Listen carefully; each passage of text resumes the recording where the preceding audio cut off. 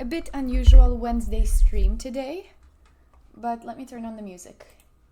I thought today we could do the rest of the tournament recap. Okay. Hopefully today is a more EU-friendly time, not how I've been doing it in the evenings lately. Let me go to Puzzle Rush first. As per the tradition.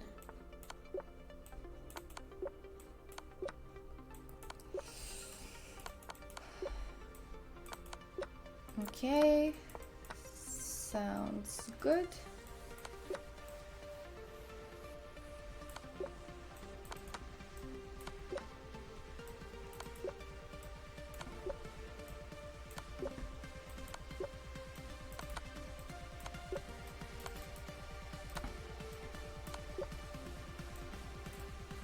Oh, let's not do that.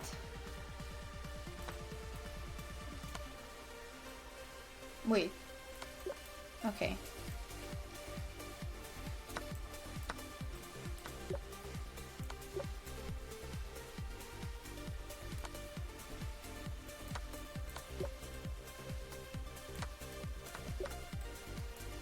This is fine so far.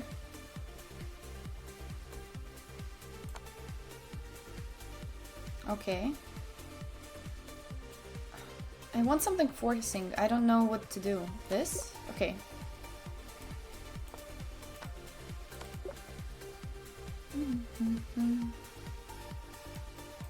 Take.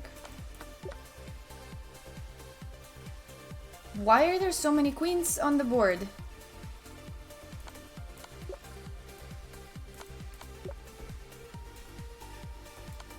Mate. This, and this. Why are some of these mates in ones and the other ones are making me think?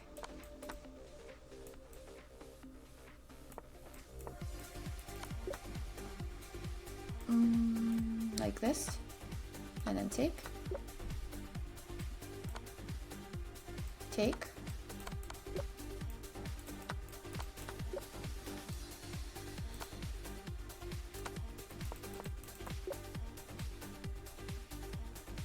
Okay. Okay. Just mate in one. Let's not overcomplicate it. Take bishop. Right here, and right here. G3. Bishop. Queen and mate.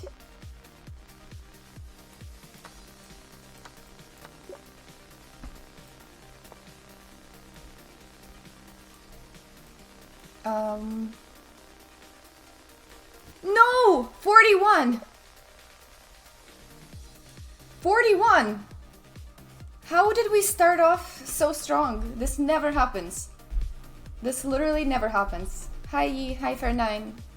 Hi Kaminoita. I missed all the highs because we were on the grind. How am I not distracted by the music? Is it too loud? Sometimes it's too loud. Maybe for you guys it's too loud.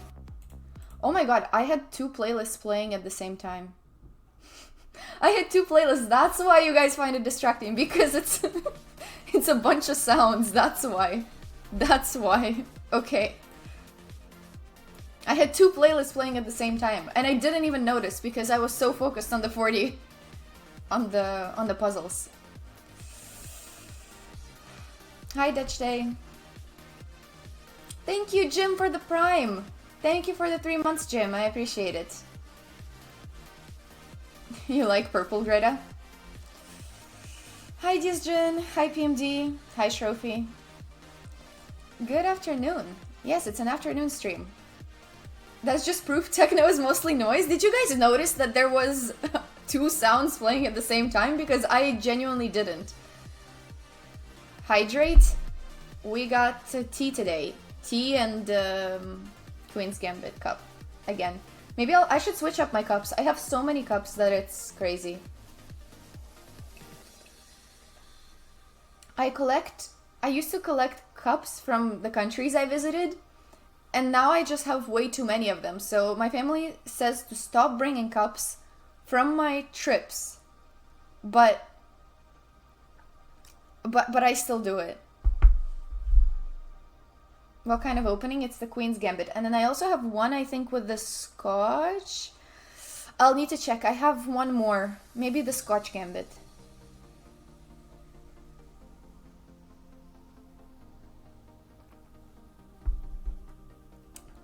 Hi, Pablo. Long time no see. Can't puzzle battle from work? Yeah, maybe take care of patience. Maybe take care of patience instead. How were the children at my volunteering? It was good. So, yesterday I went to volunteer. You know, I'm sure we all know about my hospital volunteering because that's why I can never stream on Friday nights. But that's my other volunteering, is I go to schools and I teach kids little things about science. So we do some interactive activity. They're all the way from grade 1 to 12 sometimes. But yesterday was grade 3, so they were 8-year-olds, which were, usually that's a really fun bunch. So I just do interactive science activities with them. And yesterday we had like a physics and engineering topic, so we built bridges with them. Not real bridges, with like just crafts and materials. But I love it. Because I always come back to the same class. Well, so far I've been choosing to come back to the same class, to the same school. So I really like repeat visits because I get to know the kids and do it for a whole year basically with this one class. How is Timka today? Timka is good. Timka is good. He was, I'm pretty sure he's still sleeping. Although Grandma's home, so maybe he got woken up and went for a walk. Is the music too loud? Let me know if the music is too loud. Sveta has children.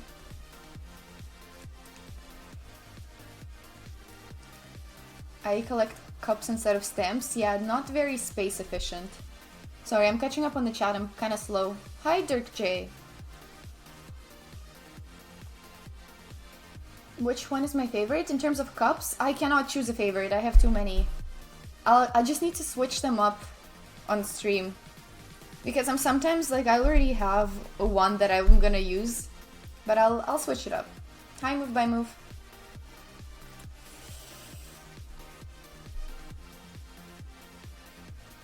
Sí, mucho tiempo en la vida. Adulto tiene muchas responsabilidades. Paf Morris, thank you so much for the raid. Whoa, we got a big raid from Paf Morris. Thank you, thank you. Hello, everyone. Let me give the shout out. Hi, everybody. Welcome. I just started the stream, and we just warmed up with some Puzzle Rush, and soon we're gonna try to do an educational game analysis from an OTB tournament I just played.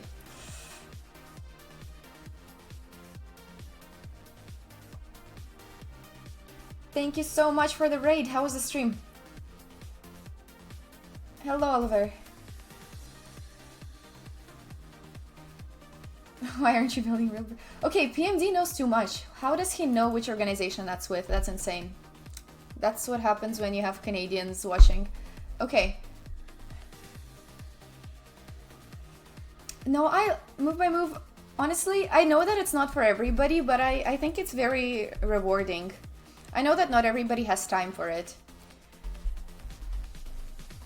But I find that the people you meet through it are just really, really nice. Thank you so much, PMT, for gifting to Dirk J. Thank you, I appreciate it. He did that on the French side with Parlons Science. It's the same thing, no? It's basically the same organization, but you can choose to do it in English or in French. I do both too.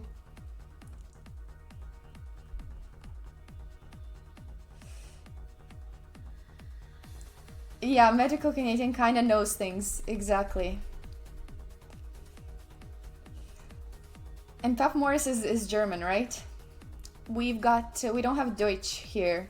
But I do visit Germany a lot for chess base, and I love Germany. That's probably like my most visited country. I go there every single year.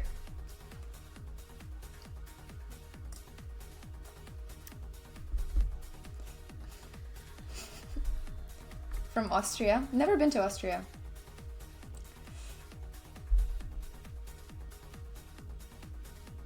You heard me talking about my cups addiction. You're an enabler. Exactly. Exactly. We'll bring the Timka Cup soon. We'll bring a Timka Cup. I want to switch it up. You request the Cup song? Oh my god, that's such a throwback. I feel like that was 10 years ago.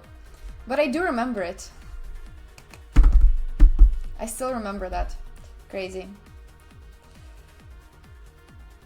I've actually heard a lot of people talk about Vienna as one of their favorite cities.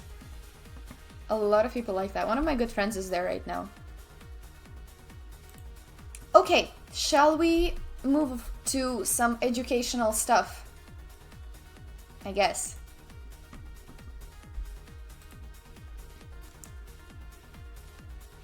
Redeem 50k points for me performing. There's no redeems like that. No redeems like that. I'm not gonna sing.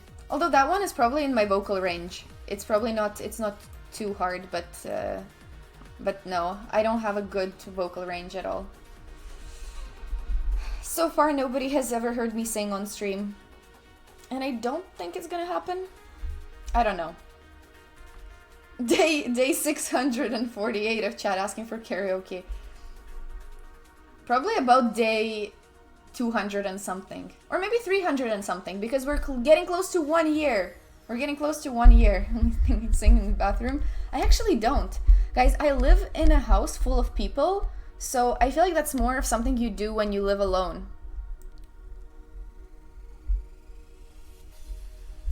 So, I actually don't.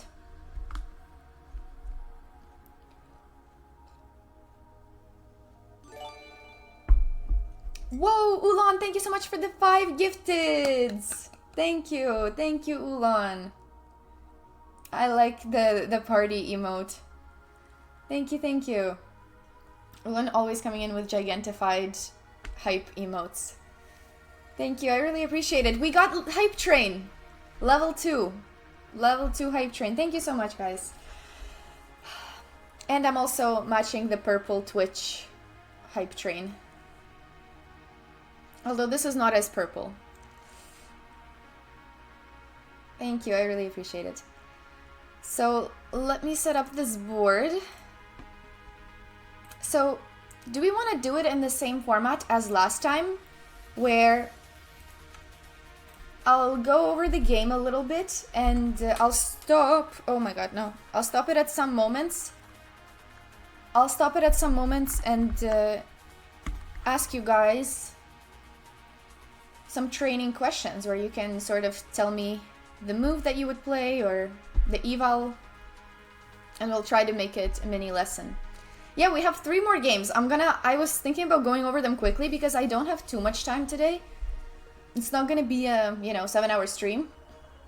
It's not gonna be long, but hopefully we'll go over these 3 games today. And honestly, these games were really interesting and from what I think. Choose next opening. Radio Griffin, I'm not playing today. That's the issue. I like the commitment to the sodium attack. I've played it once before, I'm pretty sure, with your redeem. But no, we're not playing Blitz today. We're chatting about chess and doing a mini lesson. Today's a PowerPoint presentation stream? No, that makes it sound bad. That makes it sound bad. Can somebody give back Radio Grafen his hard-earned points? Because I will not be playing Knight A3 today. I really don't mind playing it, but just I'm not even pulling up the playing tab today. Or else we're never gonna get through the recaps. My recaps take so long. Unless you want me to play it super quickly in a bullet game. Before you get re-redeemed, we can have 1 bullet game with Knight A3. Take it or leave it.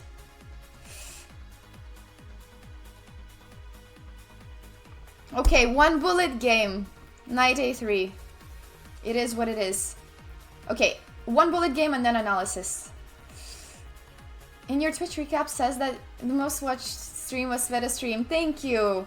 There's so many people in the Discord who were talking about the Twitch recap, and I really, really appreciate that. Like, that's super quick game of yeah. Thank you for whoever has watched this whole year. Thank you so much. Am I following World Championships? Of course I am. Okay, quick bullet game with Knight a3 first move. 1 minute.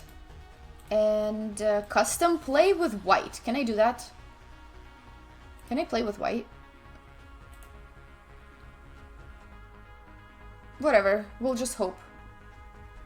We'll just hope that I get white. Hell yes, okay. And we're playing a Canadian too, that's kind of crazy. Oh, okay.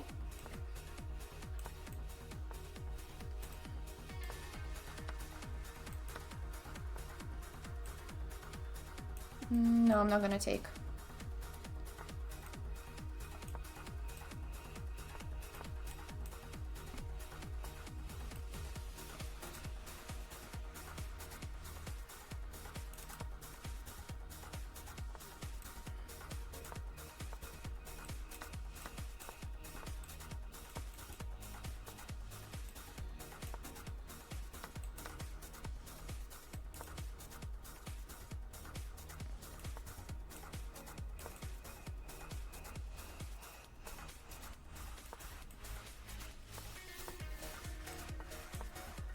What is this position?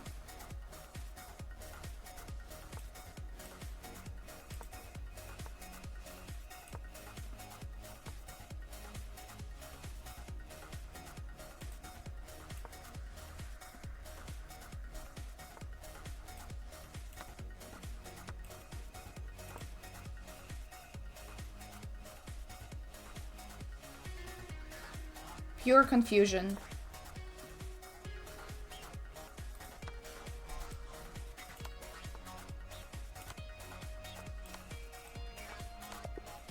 Knight a3 for the win.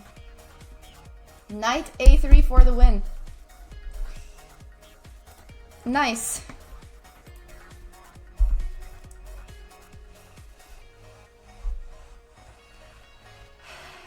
Thank you, Billy, for the follow.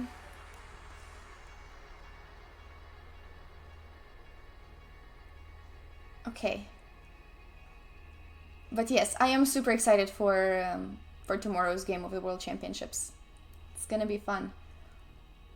I still made the top 5. Nice, nice.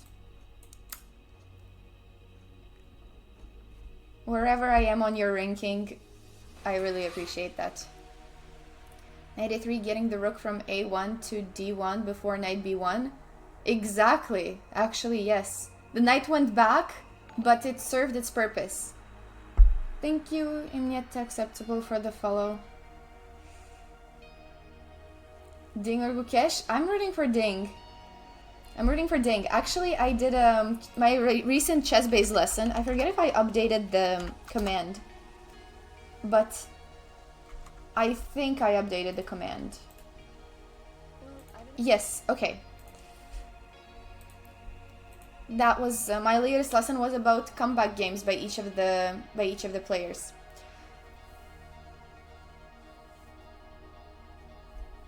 But of course, I think as I started saying from the beginning, either one of them winning would be actually great. Self-promo chat. So I would say that either one of them winning would be great, because if Gukesh wins, he's the youngest ever world champ. He's like, it's an amazing story. He's obviously really deserves it, and he's a player with a ton of potential. But if Ding wins, I think it's a really nice comeback story, because every single person predicted for him to lose. But now, where are these people now? I believed in him from the start. Honestly, my first prediction was that I just want a close match, and that's exactly what happened. So I'm really happy with the World Championship match so far.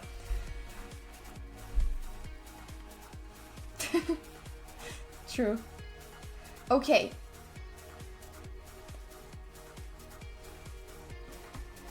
Yeah, no, we are... I'm not playing any more Bullet. I'm going back to my analysis tab. This was just a really quick side quest. Okay. I warmed up from the OTB Bullet match. Yeah, I played OTB Bullet this weekend. The pieces were flying everywhere. It was actually insane.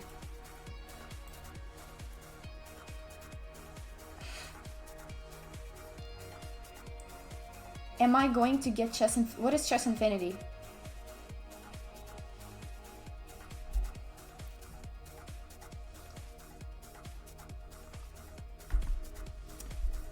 Cashwin is better for the chess world? I mean, I guess so, but I think chess is gonna be super popular in India no matter what. Even with him being the challenger and so many people at the top, I feel like we'll have an Indian world champion later, like sooner or later, no matter what. I feel like that's a fact at this point, that there's gonna be an Indian world champion. Like 5 out of top 10 are Indians, so... or something like that.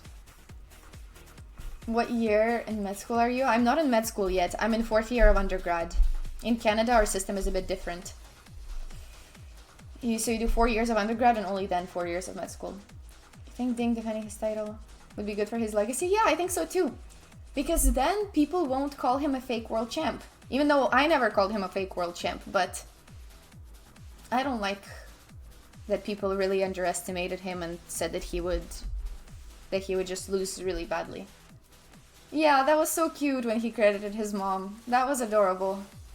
That was adorable. But honestly, both of them are super, you know, family-oriented and humble and, you know, either outcome is nice.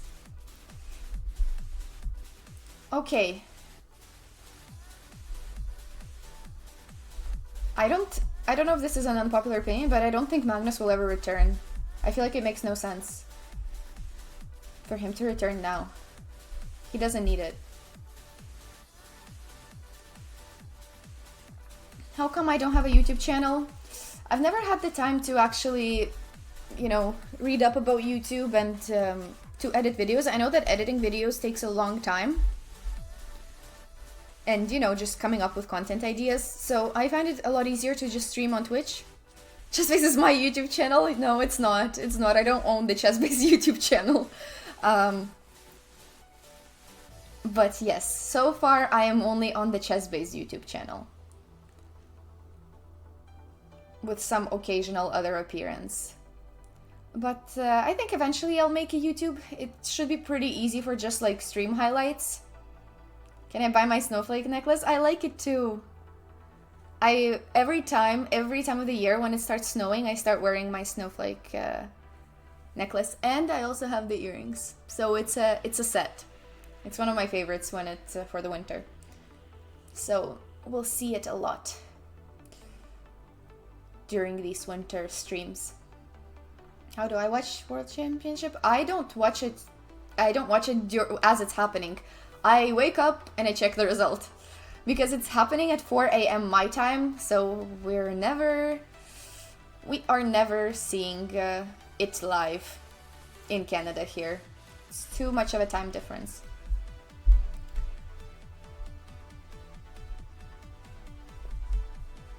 Okay.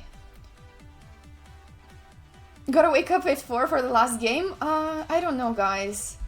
I don't know, because I have lab early tomorrow, so I'm not sure. Maybe I'll watch it. Maybe I'll watch it on the bus. I'll watch the final part. If they make it last, they better not agree to a quick draw, because I'm gonna wake up at like 7, so the game should be 3 games in.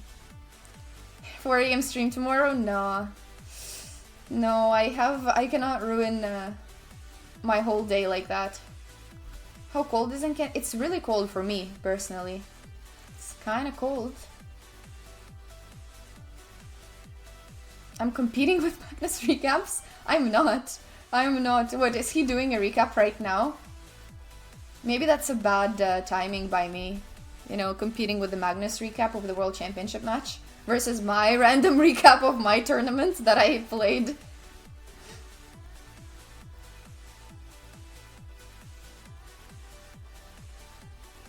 Honestly, I feel like they do on YouTube.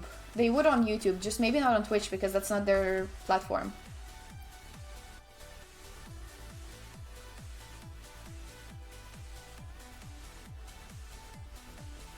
Okay. So I've been trying to start the recap, but it's just not working. It's just not working. Hi, Vassifeder. Malfunctioning subs, that's the first time I hear that term. That's the first time I hear that. Am I going to build a snowman? I guess so. Yeah, we have a lot of snow. We have a lot of snow. I'm still cold, PMD. I'm not gonna lie, I'm still cold. You've never seen snow in your life? Trophy, that's crazy. Are you joking? Are you trolling? Wait, maybe people are not trolling. Maybe people are not trolling, actually. I guess, yeah, if you just... yeah, if you just never visit... Yeah, it's 20 degrees. Okay, wow. It's... No, that's true.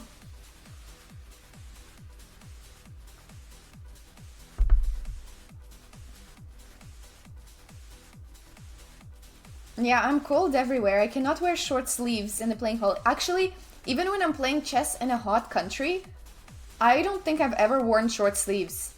Because the AC in all the tournament halls is actually deadly. The AC is so bad. I almost got a cold when I was playing in India. I almost got a cold playing in long sleeves in India. So you know how bad that is. It's because of the AC. The air conditioning was just going straight at where we were playing. So I was insanely cold playing a tournament in India.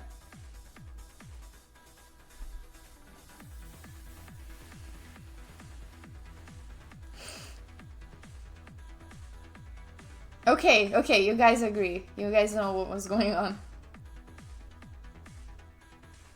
I have no clue about my world ranking, actually. I've never checked it.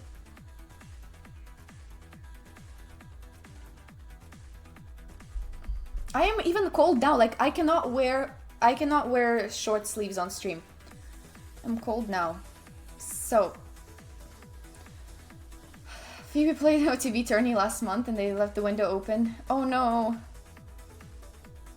Yeah, that's why I never wear short sleeves to a tournament. I don't know how people do that.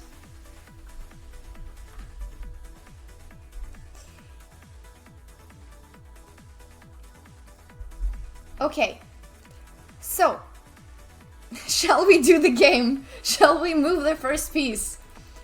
My opponent was just a bit of a preview. This was a weekend tournament that I played in my city. It was just a practice tournament. Let just chess speak for itself, yeah.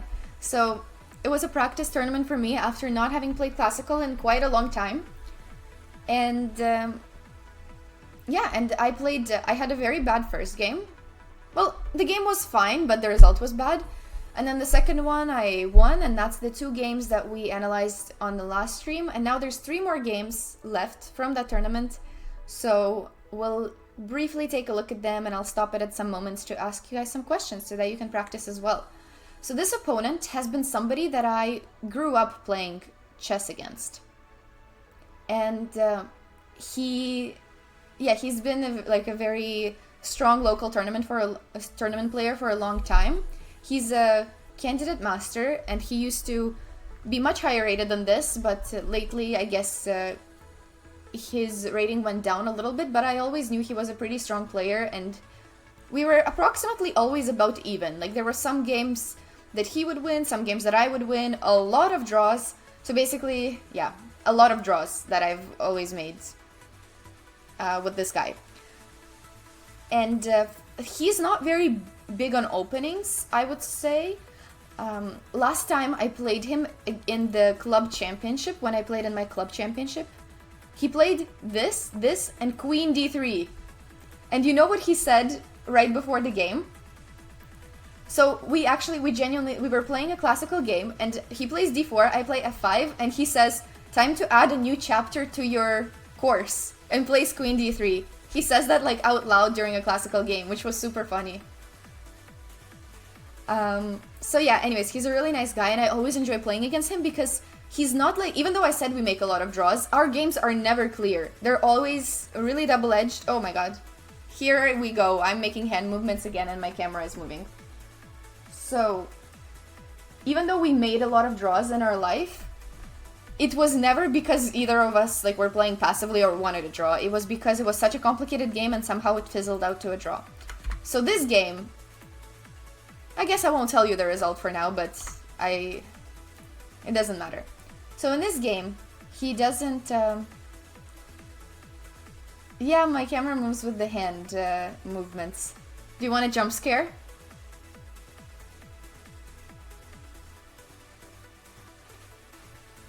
That's what it does sometimes. How many games have you missed? 0. I just started this game.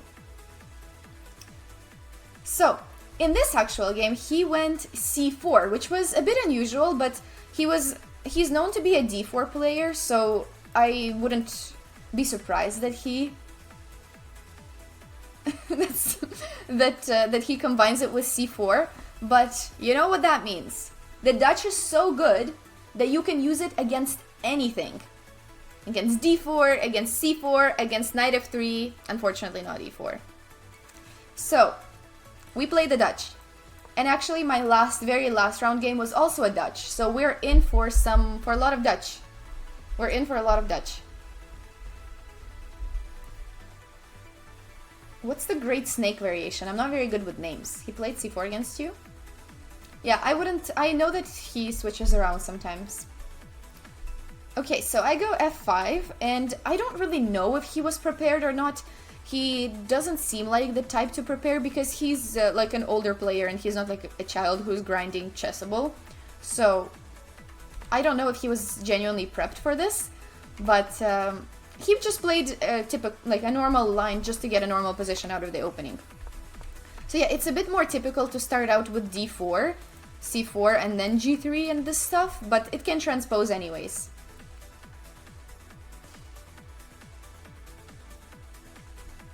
So I played g6, bishop here. We know that I like the Leningrad Dutch, I don't like the Stonewall Dutch, so I'm trying to go for this setup with d6 and g6.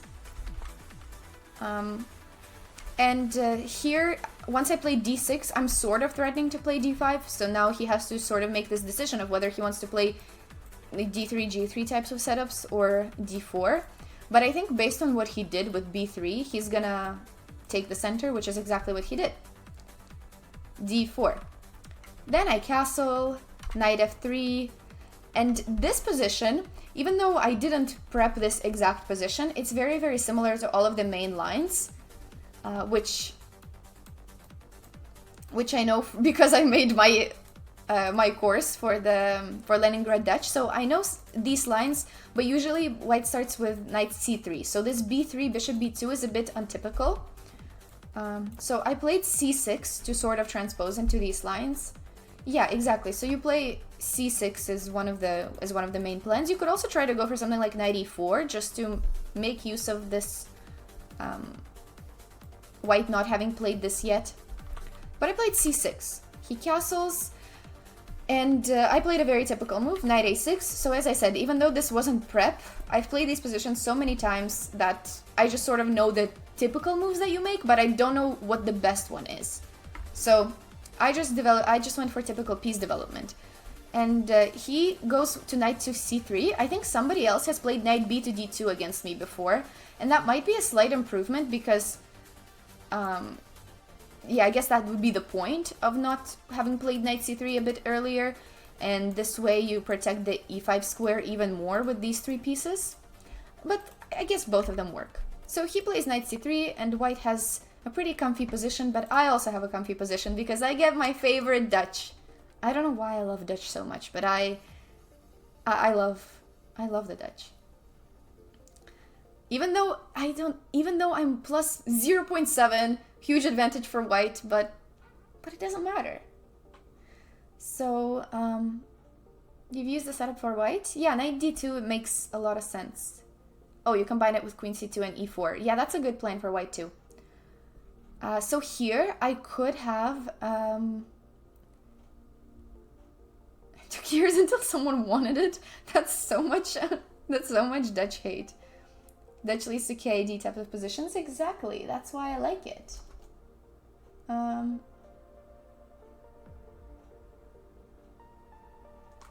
Okay. So. Nice. Well, your name speaks for itself, Dutch Day. So I'm not surprised. In this position, I think what I played is probably not the best. I did take a long think here, trying to think about what I want to play. And I considered some moves like queen here, queen e8. I didn't like queen e8 because I thought it was just in the way of the e-file because he might want to play e4. And then queen c7 I think is the actual move that is probably the most played. To just with the threat of, with the threat of e5. And I think this leads to quite typical positions. Some lines like this exist. And, you know, the game goes on. But instead, I played knight to e4. So the idea is typical for the Dutch, but maybe in this particular case it's not 100% the best. And he plays pretty quickly queen to b1, which looks a bit weird, but that's the move I was exactly expecting. And at this point, he actually, after the game, pointed out, isn't it better to play a5 before knight a6?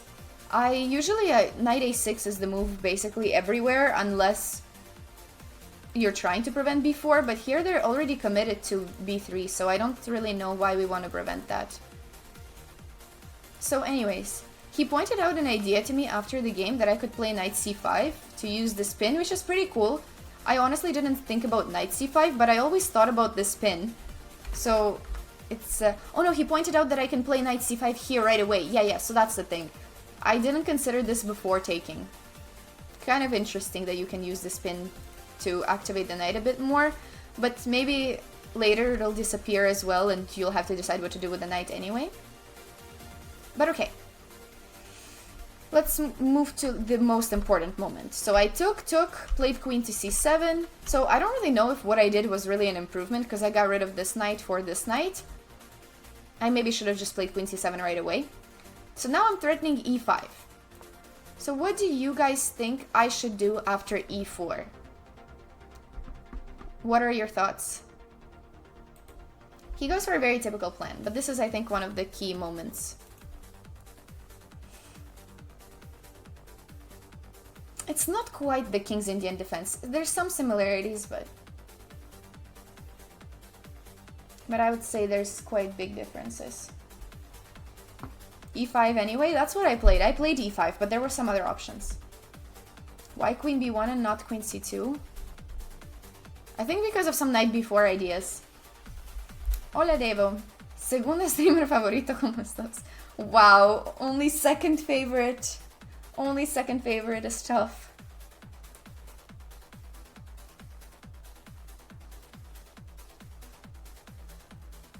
Does knight c5 work here? Yeah, well, it does. Maybe before this, it could have worked. Before queen c7, we could have played that. But specifically there, take, queen c7, e4. Maybe something like that.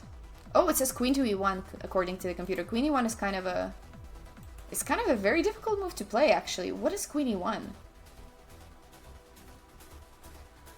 Okay, so it's sort of... yeah, okay, defends the bishop and attacks the knight.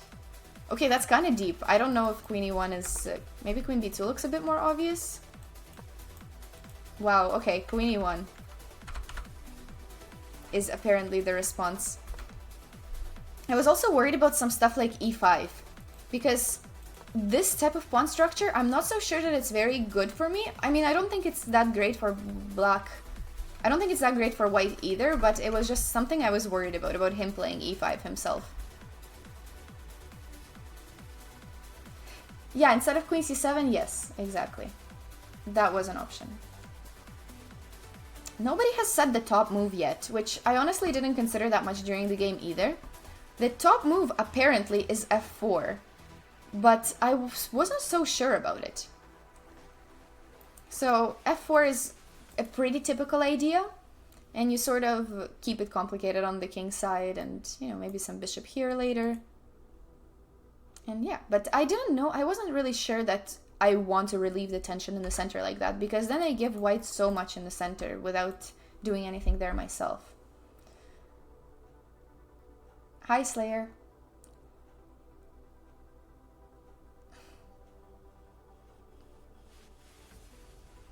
Bye. Okay, bye right away.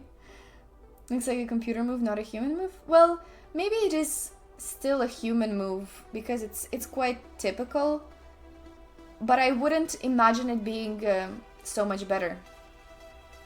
Maybe humans wouldn't estimate it to be so much better than the alternatives. So anyways, I played e5 in the game, which was the idea initially, and it's still a decent move. White is only slightly better, which is okay. Out of this opening, I'm okay with slightly better. I go for this knowingly. So my opponent took, and then took on f5. And this was, I think, the key moment in the game. This is a key moment in the game. I spent so damn long. I spent like 20 minutes, if not more. I don't know how long I spent. But there was a really important decision. So I open up the question once again. What would you play for black?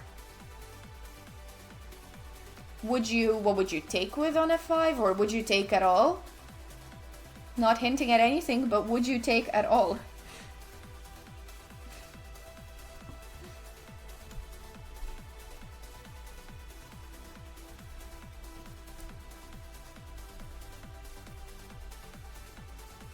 Take the pawn with what though? There's two options, which are quite different.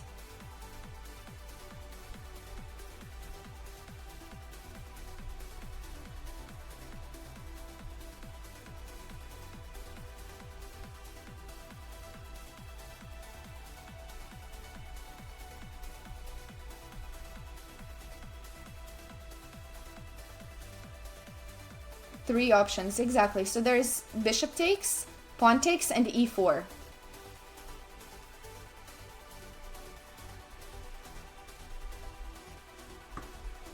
Hey Justin, nice to see you. e4 looks like something you need to calculate deeply. That's exactly why I got stuck for 20 minutes. That's exactly why I got stuck for 20 minutes.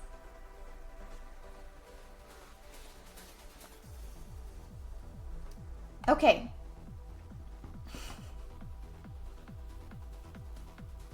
Okay, let's consider all of them. Hey, Armando. I didn't do anything! Okay, this is a ghost. I did not even make my hand movements. This was not me. Bye, Shrophy.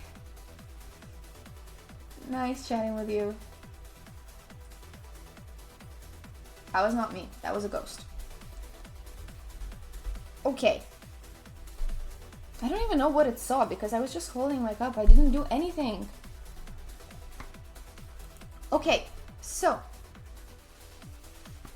my move. Okay, so let's go over this a bit. According to the computer, takes with the bishop is the best. e4 is second best, and g takes f5 is third best.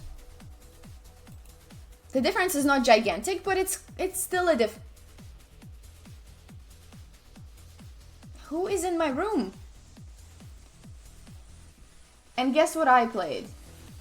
Which one of these three is more my style? I don't know what's going on. I'm actually a bit concerned about the cam. It's having a life of its own. Rook takes f5. What do you think?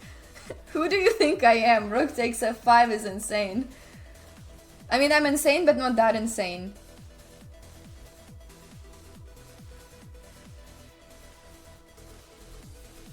Okay.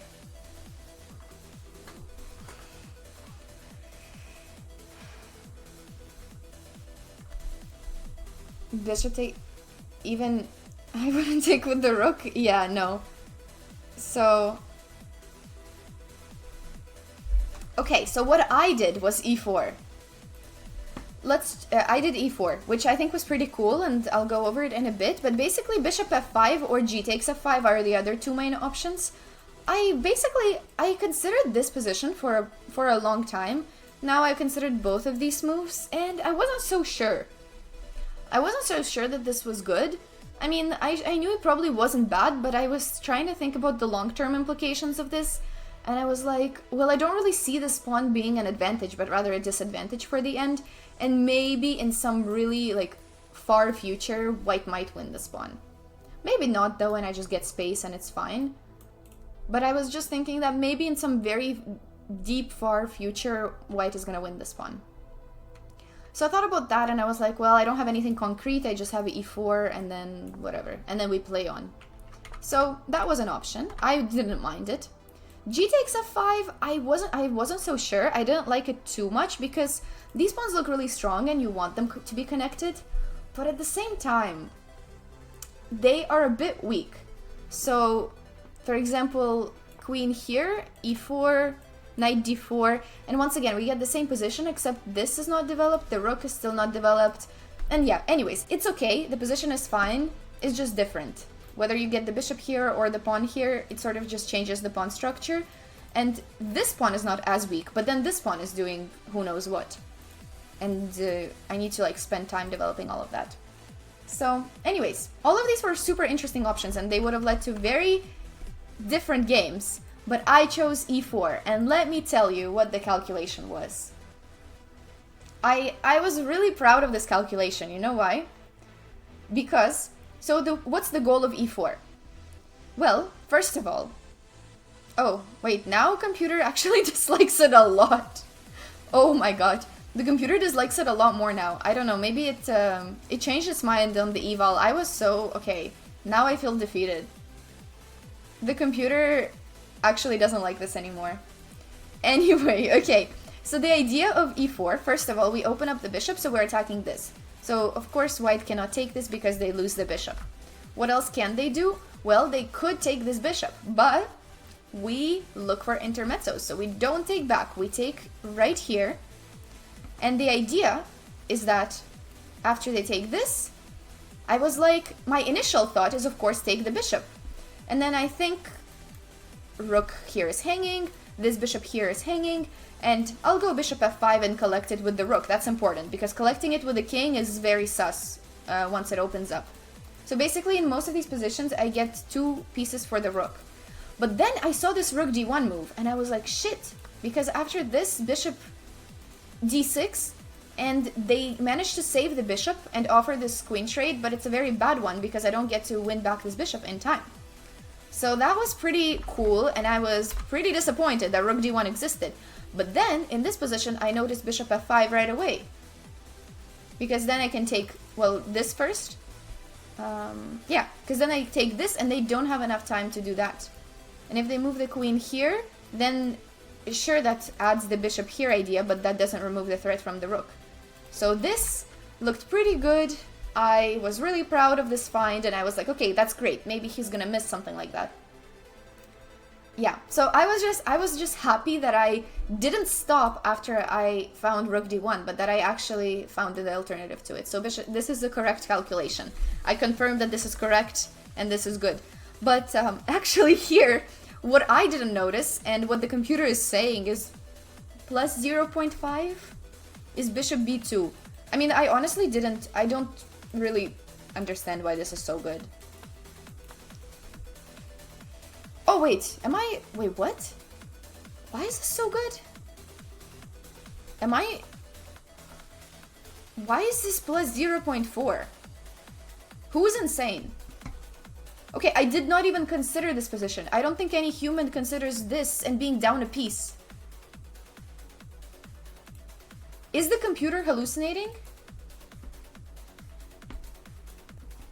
Queen c3, yeah, but they don't have time to play queen c3. That's my point. They have to move the rook. Who is hallucinating? Me or the computer? Probably me. I mean, sure, the bishop is nice, but you have to demonstrate the mate. Demonstrate the mate. I don't know where it is yet. Okay, apparently, sure. Sure. This is the only defense, it says. This is insane. I honestly think it's very hard to play a move like bishop here. Plus, then you have to find queen c1, queen c3, like super precise. Wow. Thank you, Desio Toad, for the follow. Okay.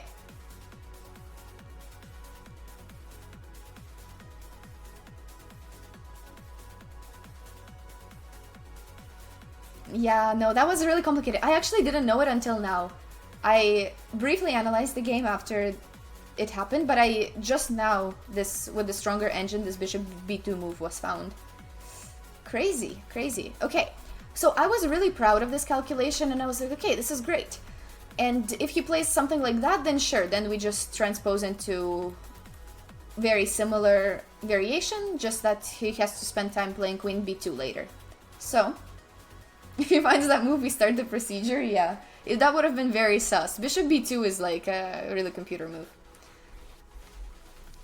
So anyways, but here, I was so upset because I was already low on time. I spent so long calculating these brilliancies with e4.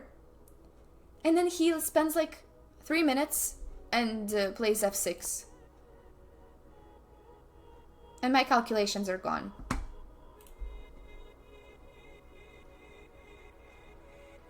I mean, he probably didn't even like look at it that deeply. Although we talked after the game and he was like, yeah, I saw it. Like, why would I do that? I'll just play f6. So that's upsetting. Uncooperative opponent. Yeah, well, I saw f6 when I was playing it, but I only saw bishop f6 and same ideas apply, basically. That's my only calculation was that. But, of course, his idea is not to take, because here he actually loses the full piece. Both of them are attacked and there is no bishop f8 anymore. And of course he finds knight to d4, so now we have a very different position and we have this pawn hanging. So here was another really important moment. What would you do for black? Never play f6 unless you're white. That's a good point, actually. That is a good point. e3 maybe? I didn't consider e3 super seriously. I don't like giving pawns like that. Looks like yeah, it's a weak pawn, but maybe it's a bit too, too helpful. So not e3. Queen g7 not winning? Yeah, I considered queen g7 for a super long time, but it was not winning because of queen e4. So here, the unfortunate part about this position is that he always has knight to e6. So I calculated all of this during the game too. If I play c5, which is, well, basically the idea to use the spin, the knight cannot move to other places, but it can move to e6, which is super annoying. And he sort of saves himself from that and actually is just winning, because look at this bishop and look at this knight. And also the fact that white has an extra pawn. So queen e4 was very annoying, and there is no knight c5 either, because queen e3, and still, if I ever move this knight to play c5, then there's knight e6, and I cannot develop the rook here because my pieces are just stuck, so what do? I develop this, but then, I mean, white is just completely chilling. So yeah, that's what I saw during the game, and I was not happy. I was not happy about that. Knight c5, beastie, yes, you're right. Bishop f5 I don't think is working, actually. Because this attacks both. And they don't have to take. So I played knight c5. Did I? Oh, no, I played knight c5 here. Yes, not there. I played knight c5 there. Or you meant bishop f5? Yeah, okay.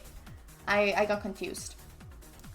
So I played knight c5 here, so I thought we could keep these same ideas, but my threat is now queen to g7 for him to not have queen takes, which is a sort of a really big difference.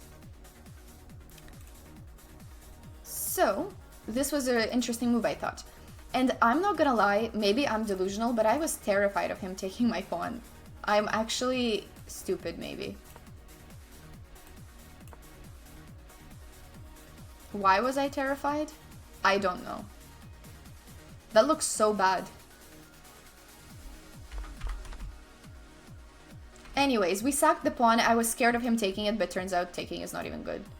Because I was, for some reason, calculating this, and I was like, well, I don't know, compensation. Sure, bishop here, but okay. It's still working. So I wasn't too thrilled about this position, but I'm just, okay, I'm actually just stupid. What was I even thinking? So anyways, that didn't happen, which is, he didn't take, of course, because he probably saw all of this. So instead he goes queen c2. And now there's a lot of interesting moments. Again, I have queen g7 ideas, but I just went for bishop here to sort of change the position up a little bit. So now my pawn is fully protected, no problems here. And we get here. Okay. You often lose these positions. Which positions? Okay. I'll be right back. You can think about the eval. Do you like it for white or for black? Because I feel like this is a matter of taste. Hey, DBL Click, nice to see you. I feel like this is a matter of taste. Do we like this for white or black? And then I'll be back to do the rest of the analysis. Okay. BRB.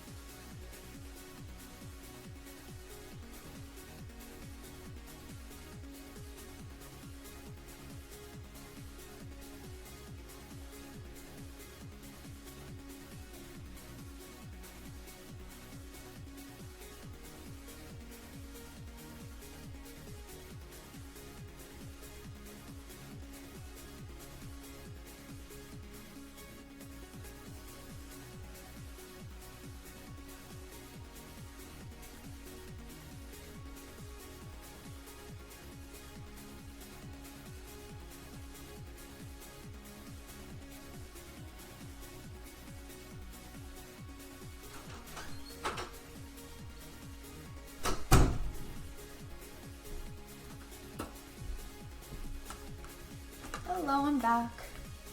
Hi, Rising Chess Star.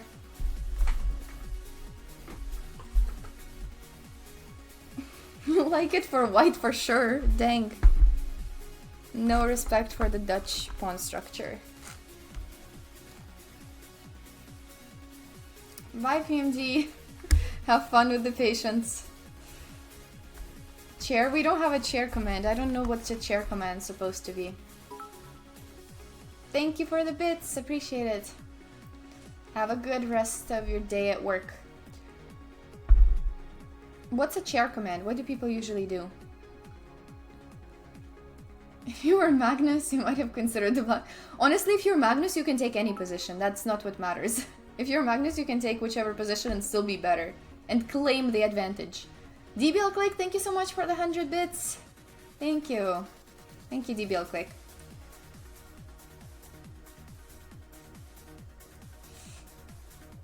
Ah, you get chair to tell jokes. Ah, to keep the chat entertained. Ah, I get it, I get it. Is that a snowflake? Yes, I like that necklace. It is a snowflake necklace because it started snowing really hard this week where I live, so snowflake necklace. Black is hanging pawns, loose pieces and less king safety.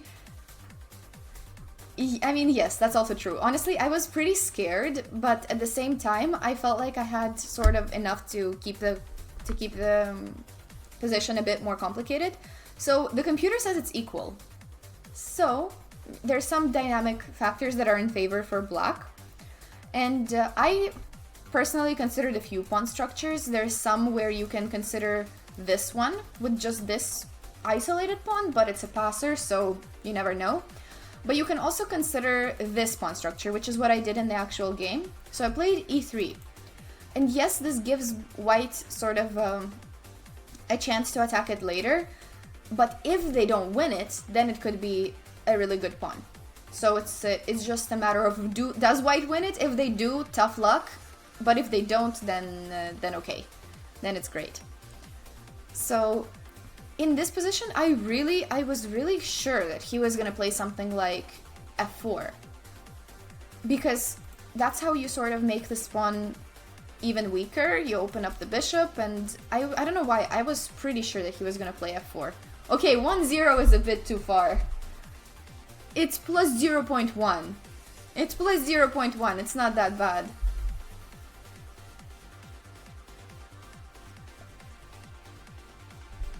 Too confident to win because you're not drawing with this pawn structure? Yeah, exactly. That honestly makes it a lot more double-edged, because there's no way that a draw can happen. Practically 1-0? I don't know, I didn't think so, because you have to win this pawn first. Demonstrate the win of this pawn, and then we'll talk. Yeah, no, makes sense. I positionally, yes. Positionally, yes, but I think they have to win this pawn first. In the game, he played queen here, though, which also made sense, because you make my rook come here and attack this pawn. He plays b4 so that my knight has to go away somewhere. And I considered a lot of places for the knight. I know that knight a6 looks a bit weird, but I didn't like knight a4. I didn't like knight a4 because I just actually thought that this is a thing, but apparently not. Apparently not. So I played knight a6, and I thought this was pretty useful on this pawn as well, with some queen b6 ideas. So I thought knight a6, yes, it looks really bad, but at least it has some threat. Sveta can't lose this? I feel like you can. I feel like you can lose this. As both white and as black. There's definitely ways to lose.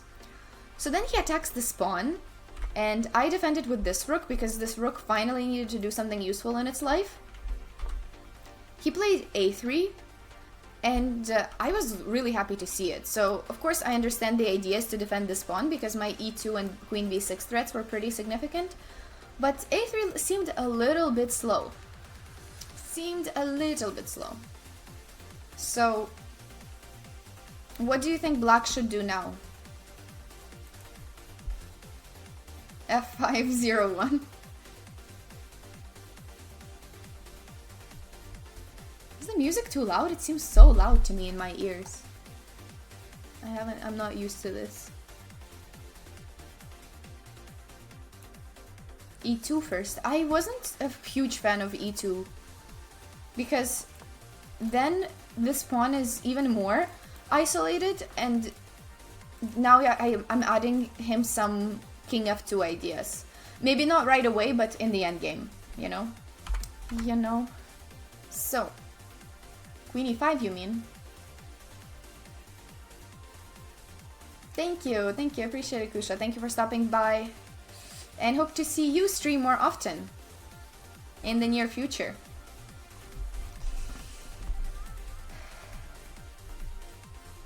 e5, you mean? Queen e5 is possible, but then I think this type of endgame is actually pretty bad, because then the chances of losing this pawn are a lot higher.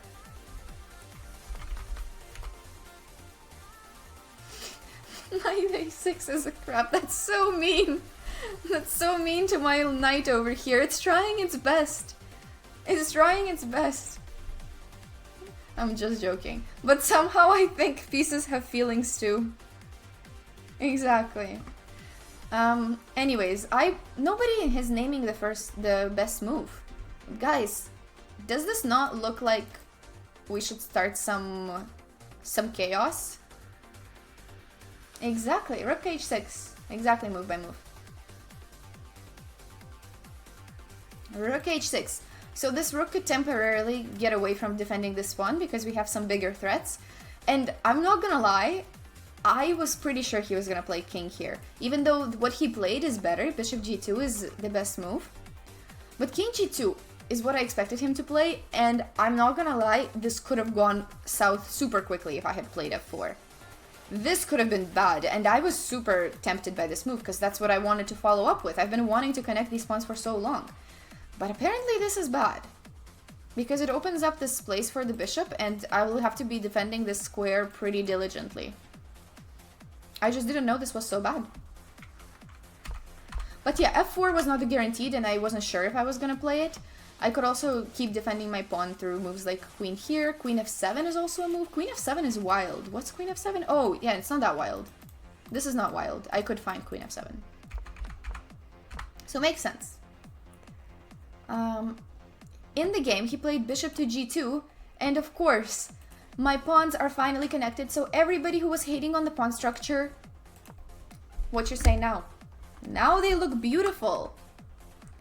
And also, everybody who hated on this knight, how does this bishop look? How does that bishop look to you? You wanted f4, just not sure where to put the rook? Yeah, exactly. That was the plan. So I was feeling, after I got f4, I was feeling pretty confident about my position. The position is still around equal, which is fair, because white has their own advantages. But I just suddenly felt a lot better about my pawn structure, and, you know, white didn't play f4 themselves, so I thought that this was an improvement.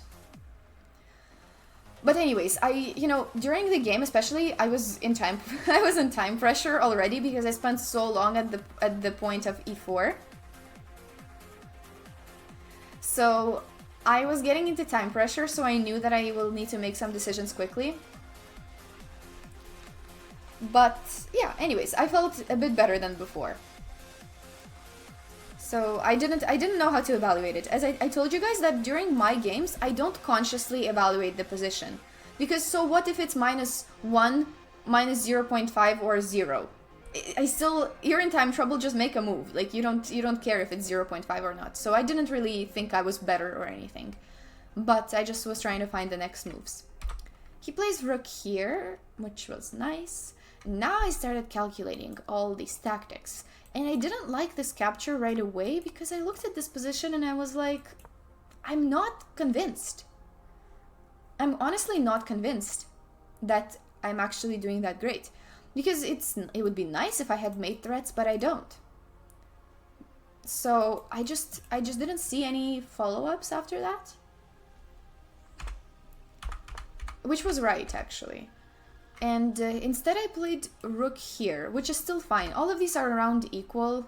Yeah, computer is suggesting some stuff like queen here, queen here. There's a lot of, yeah, basically a lot of suggestions. Rook e1. A lot of things are a move. I just played rook g6, which is one of them. Now he goes rook, bishop, queen, rook d4. And I was really surprised by this move.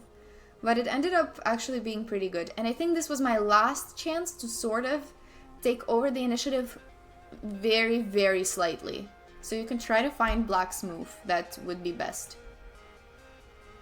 A bit worried about my king? I mean, me too. But you have to not show it. Because if you start worrying about the king and making defensive moves, then the opponent will take over. But if you don't do that and keep creating threats, then they won't. What opening occurred? It was the Dutch.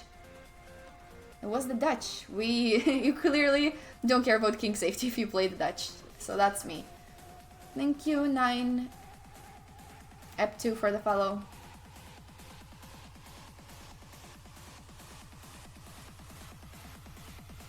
So, what does black do? This was the last chance, I think, to take over the initiative. Because what we did was a pretty forcing line.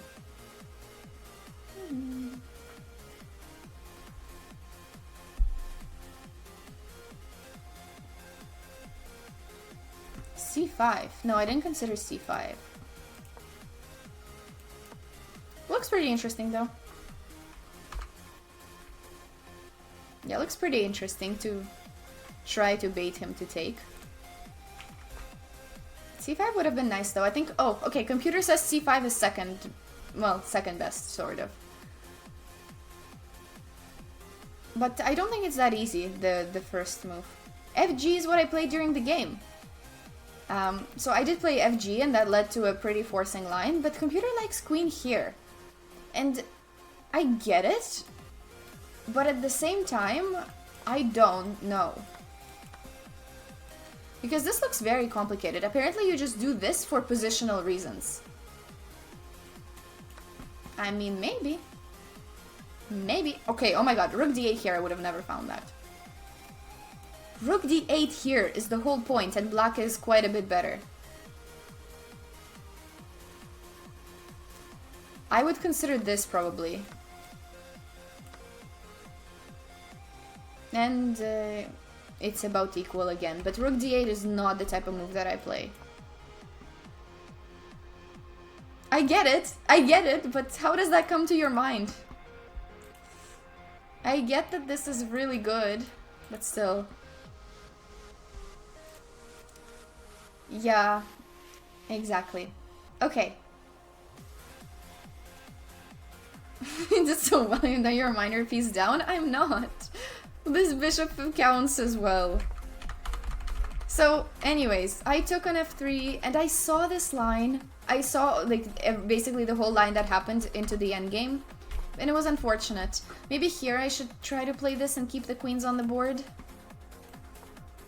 Maybe this. Maybe this was a way to continue the game, going a little bit longer. But once again, no threats somehow. It's so annoying that there's no threats. But he played this, and I honestly think he found the very best move. So I think this was well played by him, that he recognized some danger and played rook to g4. And the idea of this move is that it sort of forces the queen trade, and I cannot do anything about it. Hey, Shazar. So takes, queen here, king up, and thank you for the follow. And then we get this. So this ending is also pretty interesting. Some people would prefer it for black, I guess, and I wasn't unhappy with it. But at the same time, there's not too many pieces left. So the only line to calculate here was rook f4, and I didn't go for it. I obviously saw rook here, but then I considered this, and I thought that he just regains all of my pawns. Thank you, Yaduma, for the follow. So I saw this line, and I thought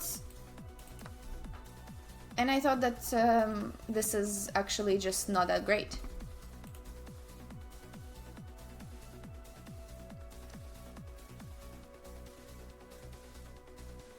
Yeah, it was good tactical awareness by him too. So I look at this position. Okay, computer wants us to go for this. I'm not gonna lie, I think this is losable. I feel like this is somewhat losable too. Imagine I lose this pawn, and then I get pressed for 5 hours in a rook and bishop versus rook. Yeah, not something I wanted to see. So I thought that because of this knight, I should not allow the rook over there anyways. So yeah, in either case, the position is always equal, but I feel like there's a lot clearer equal than that. So instead I activated the knight, traded rooks, and we got into this ending, which, I mean, maybe there's microscopic chances for somebody to go wrong, but not too much. So we traded up like that and just made a draw a couple moves later. Ta-da! End of game. So, I mean, I think the middle game was pretty unique and had some interesting tactics, especially at the e4 moment. If anything, knight is better than the bishop here. Yes, but it's so minor that if my knight was able to do something or win one of these pawns, then yes, but it couldn't. So, yeah, I don't think there was any way to really push. So that was the game. Style differs from mine? Why? What's my style? I don't even know my style.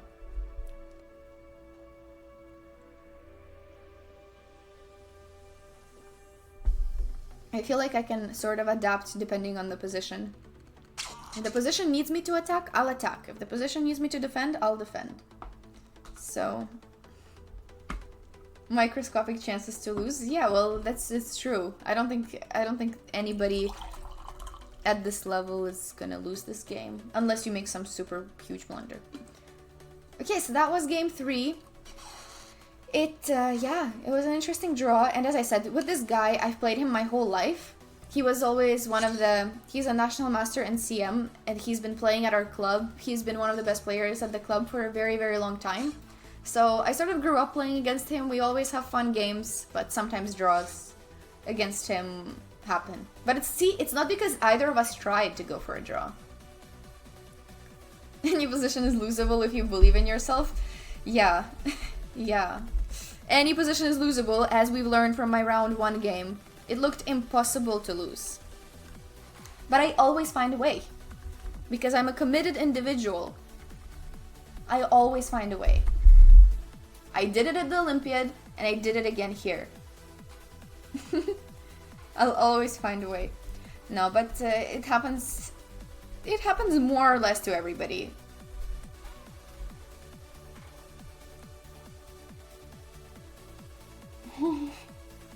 Yeah, okay, let's not remember that game. Let's not remember that game. But yeah, of course, I've lost many winning games. But I think that's just part of chess. Because sometimes you get swindled and sometimes you swindle. You have to accept sort of both sides of it. Thank you, Strider. I appreciate it. This necklace has been getting a lot of attention. I like it too. Okay. Shall we move on to... I really want to get through all 5, and we're not on track. We are definitely not on track. Okay, this game wasn't my favorite, but we got an IQP press. Do we want to learn some positional chess and IQP press? IQP is isolated queen pawn for those who are not aware.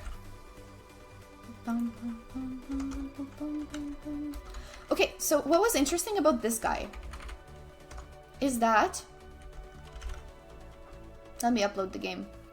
So what was interesting about this guy is that he was 1800 rated, but I looked him up, and apparently he's a Chinese checkers champion. So bro plays Chinese checkers pretty competitively. He got like something like 5th at Asian championships, so I was like, damn, that's probably pretty big. And then bro decided to try out chess. Wait, not Chinese checkers, Chinese chess. So bro was a Chinese chess champion, apparently. If I found, if my research was correct. But I looked up the game and I was like, dang, that's pretty cool. It wasn't very similar to chess. The concept is similar, but their board is very different, and the way their pieces move is different. So, yeah, it was interesting to see. Yeah, no, it wasn't Chinese checkers. Maybe I misspoke. I meant Chinese chess. I meant Chinese chess, which seems like a pretty complex game, and it was pretty close to chess.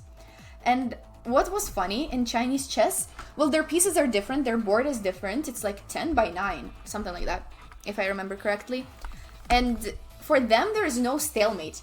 You're not allowed to chase pieces. You're not allowed to chase the opponent's piece.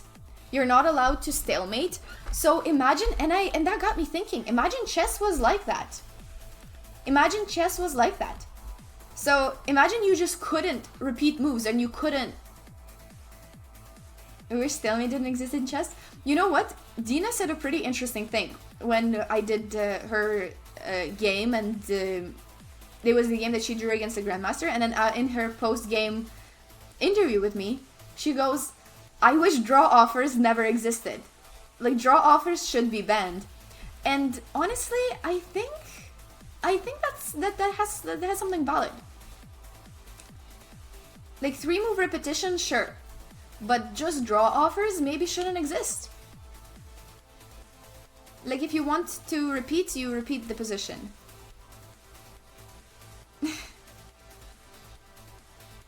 You had a nice win in Arena Kings, congrats. Stalemate is great for chess. Well, stalemates can be beautiful too. So, I'm not saying it should be banned or anything, but I just thought it was cool that Chinese chess doesn't doesn't have that rule, has those additional rules. Those people who spam draw offers and bullet, I actually don't get them, that mortal guy. I don't get a lot of spammed draw offers and bullet. Stalemate is a win. I mean, that's sort of valid, but I think in chess, I like the way it is in chess. I feel like it's kind of... You like offering draws? I don't like offering draws. I actually don't offer draws. Nice to have you back, Beastie. So, I don't offer draws. I mean, I don't remember the last time I've ever offered a draw in my game. It's probably been years. Like, you can sort of repeat the position. Yes, I do that. And if it's sort of, basically, like, bare kings, then sure, it's a draw. But in a complicated position, I don't think I've ever offered, obviously not never, I've offered draws in my life, but something like maybe once every 2 years. Like, it's actually super rare for me. Extending your hand and saying it loudly in a losing position. Nice Canadian reference. We have a guy in Canada who did that.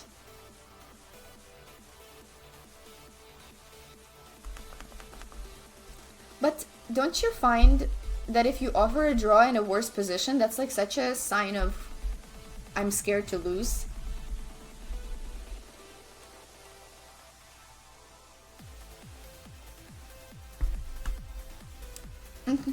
Yeah. Okay. So, either way, I don't like it because that sort of gives your opponent a psychological advantage. Like, that's basically saying I don't trust myself to win this game. I understand equal positions, and sure, if it's equal position, then let's play it out and we'll have a draw. But still. Draw offers in team tournaments? Yeah, sometimes that's necessary. And I would definitely consider it if my team needed it. So for example, whenever we play the Olympiad, it's a team event, and of course the team result matters above everything. So if the position was super complicated and we need the draw to secure the win, then I would do it. But the thing is, the opponent wouldn't agree. So it sort of makes no sense that you offer a draw in a complicated position, opponent is going to be like, of course not. I'm playing for my team as well. So there's some strategic draw offers, but you have to sort of do it early on. So I just don't see the benefit of offering a draw at all. Sometimes you can do it from like, yeah, if you need a draw to secure some norm, you're playing against a lower rated opponent, you're offering a draw from a position of strength, then maybe.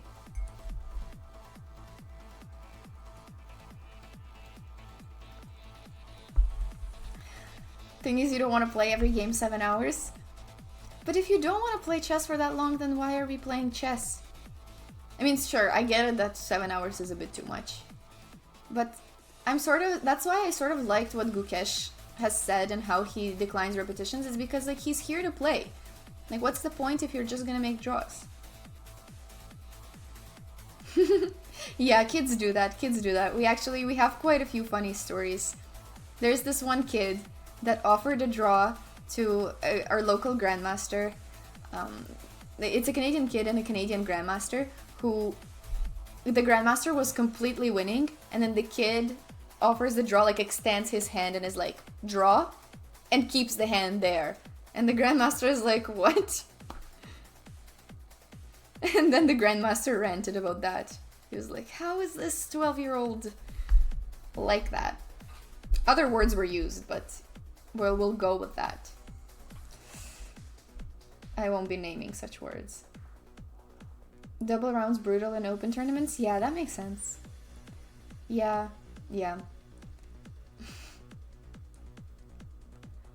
Okay, anyways, so how did all of this happen from Chinese chess?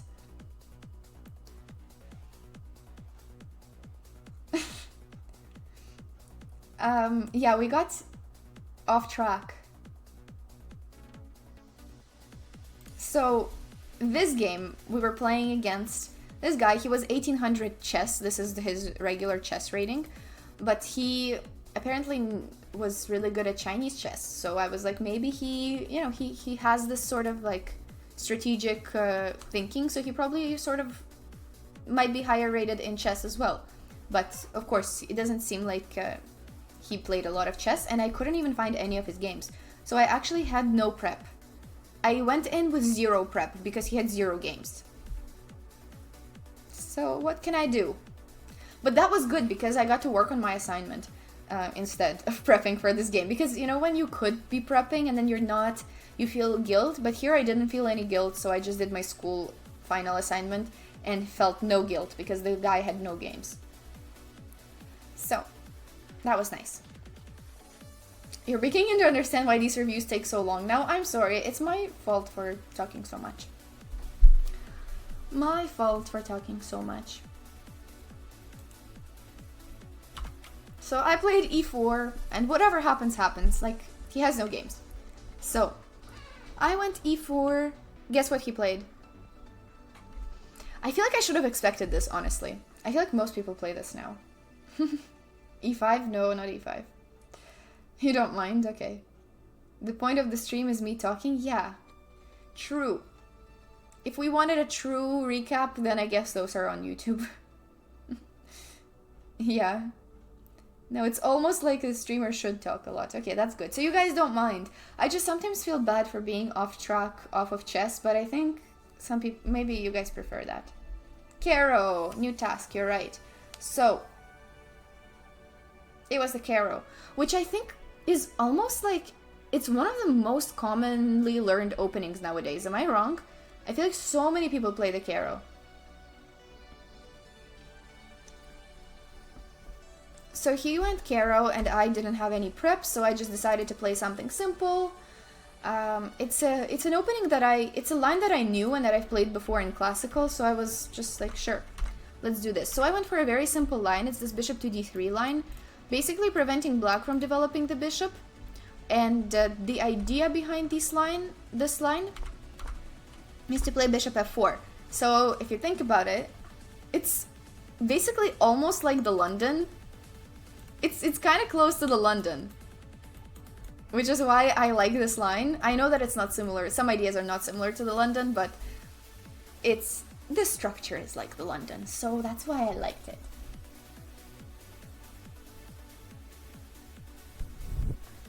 Camera is not listening to me again. Ta-da. Thank you to Pix Radio for the follow. This is such an annoying line. Is that coming from a Caro player? Knight f6. Oh, you think this is more fun? This line? Maybe. But what's your definition of fun? Because this looks slightly boring. So knight f6, I was pretty okay with it. Somebody disproved e4. What do you mean? Oh, like that e4 is better? I mean, I play a bunch. I play d4 as well. I play knight f3. I don't play the English as much, though. That's kind of something I never did throughout my life, but I don't mind. I don't mind trying it out.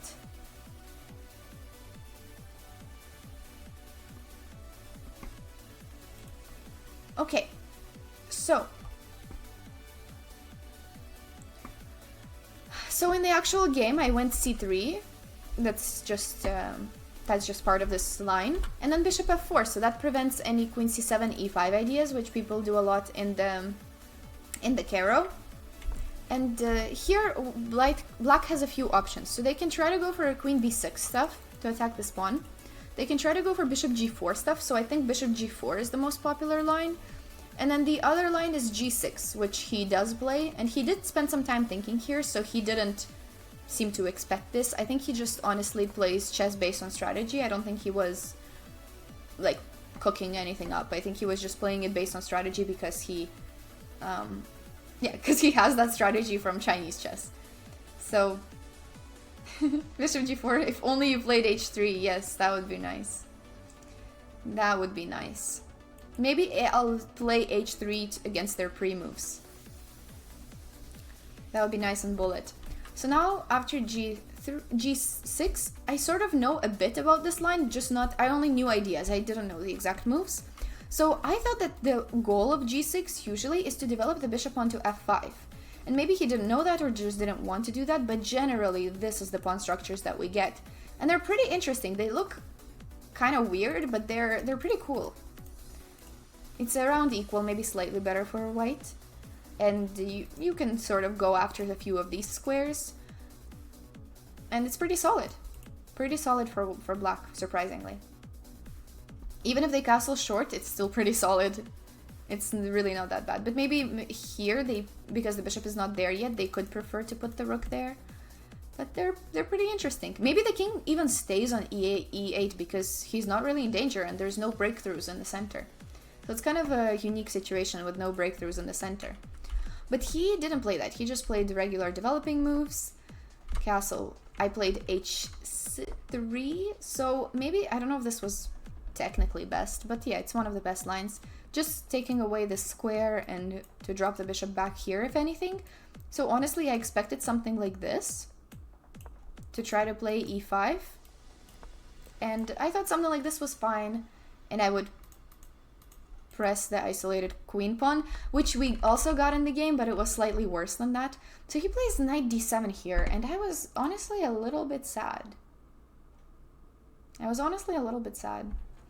Because I kept seeing lines where... Oh, it ended.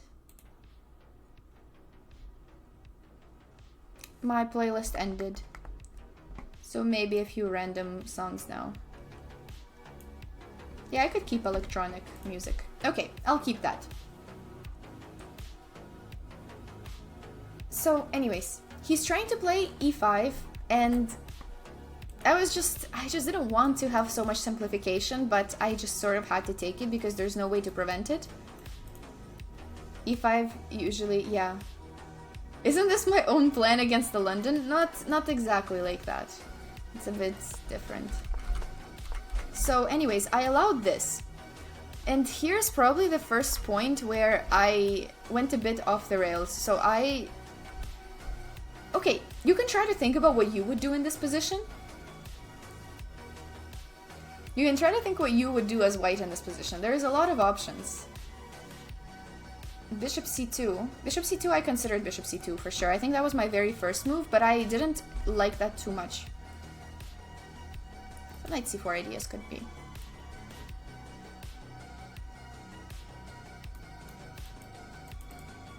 It felt a bit weird.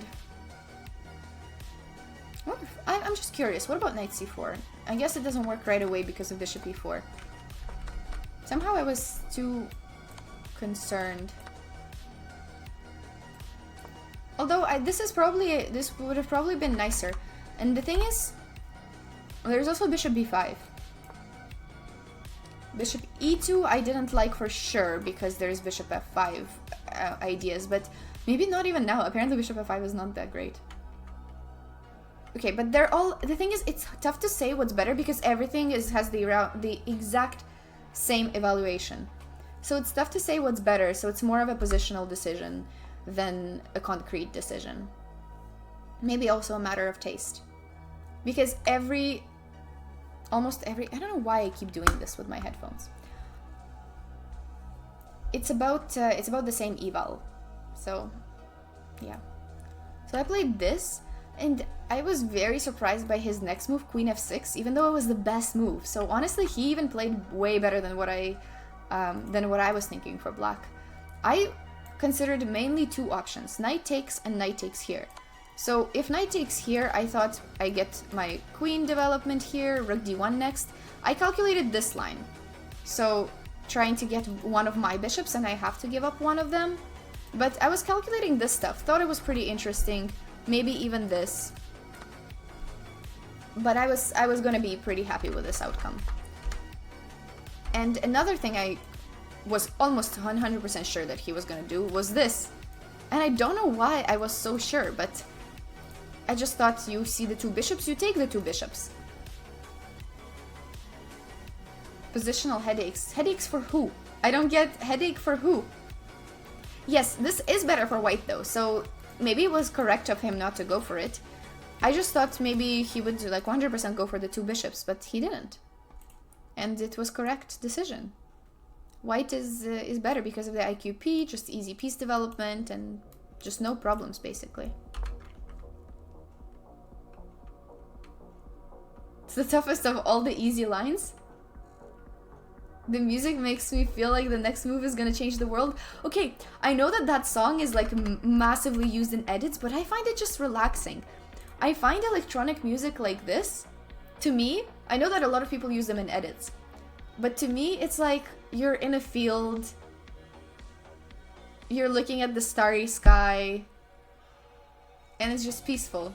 To me, that's what this music is like. I actually like it. It feels very peaceful. Okay. You're surprised Black went straight for e5, not f6, e5? I think e5 was pretty typical. I think that's what most people do. Field star staring is a great genre. Yeah, I like it. I feel like that's peaceful. And well, I have northern lights behind me too, but driving around a big city at night, yeah, that's the similar vibe. That's a similar vibe. Yes, I actually listened to it while studying too, BC. I feel like we're on Chess TV. That's probably what's happening. Okay, so I'll actually do the analysis. So knight to b3 is what I did, and I was pretty sure that he was gonna go for this and get the 2 bishops. But it didn't happen. So instead of that, queen to f6.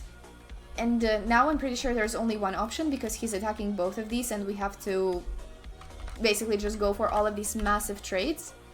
And my question now is, you can tell in the chat, how would you evaluate this? Do you like this for white or for black? What do we think? White, black, equal, which side would you rather play for? Are you a two bishops type of person or pressing the IQP? Probably equal, yes. Every time I ask such questions, it's always equal. Yes, it is pretty equal. Based on the eval, but it's always, the real game is always a bit different. So for the real game, sometimes it's a bit tougher to play for one side or the other. Even slight white advantage. Yeah, so I really like this for, well, honestly, I wasn't too happy with how the opening ended up because I was playing against a lower rated opponent, so I sort of wouldn't have minded a more tactical battle than this because this is a super long type of game. And maybe because this guy was really good at this other strategy game, maybe he would have been good at sort of more of a strategic understanding. But we have a weakness and that's all we need. So rook e1 I didn't like because of queen f4 and then I don't have queen f3. So I just started with queen f3 instead to target this pawn and to open up some space for my rooks. So queen d6 is what he played. It was a bit of a weird move, but these types of positions, almost every move is roughly equivalent. It's about the same evaluation. It's equal, so... Oh, sorry, my camera is playing around again. Hello? Okay.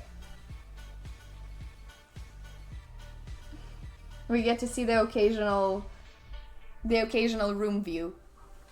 Okay.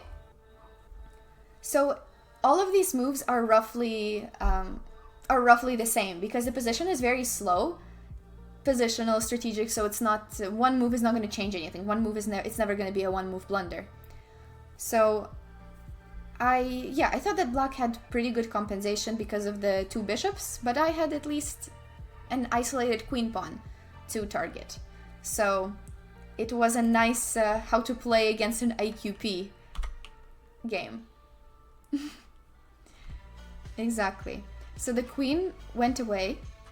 Maybe he was just scared of rook e1. I don't really know why you would be scared, but I just tried to improve my pieces.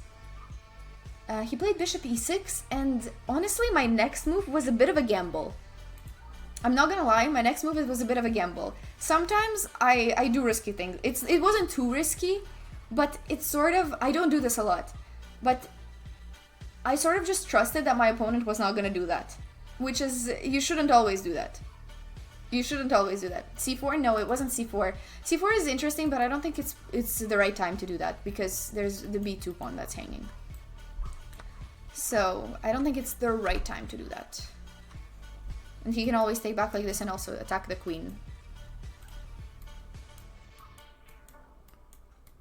At least that's what I calculated. So, I played bishop to c2, and I sort of knew that this wasn't the... I sort of knew that this wasn't the right move, because black had a really good response. Either queen b6 or queen a6.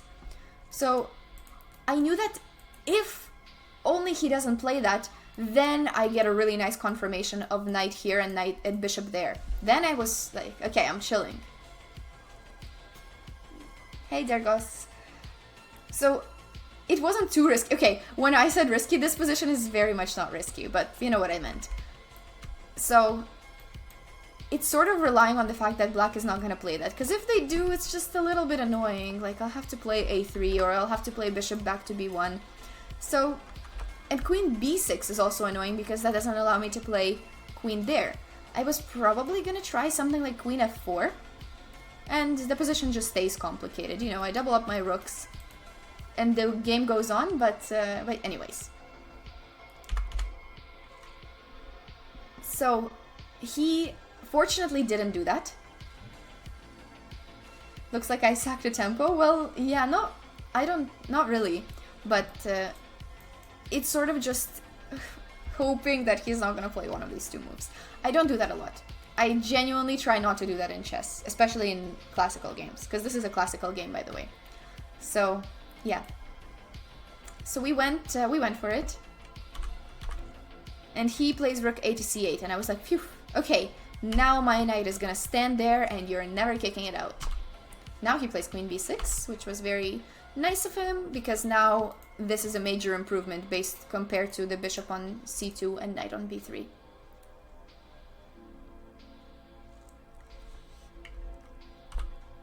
He plays rook d8, which looked odd, but it's actually the best move. Rook d2, rook d6, rook d1, so these are, I think, pretty normal moves. And this, I think, was actually a critical moment of the game. What would you play for white? There's, I would say, 3 good moves here. But I like what I played because it was kind of provocative, and it worked. But I think he's played well so far, it's just that his position didn't allow him to get a lot of counterplay with the 2 bishops. Thank you, Jerox, for the follow.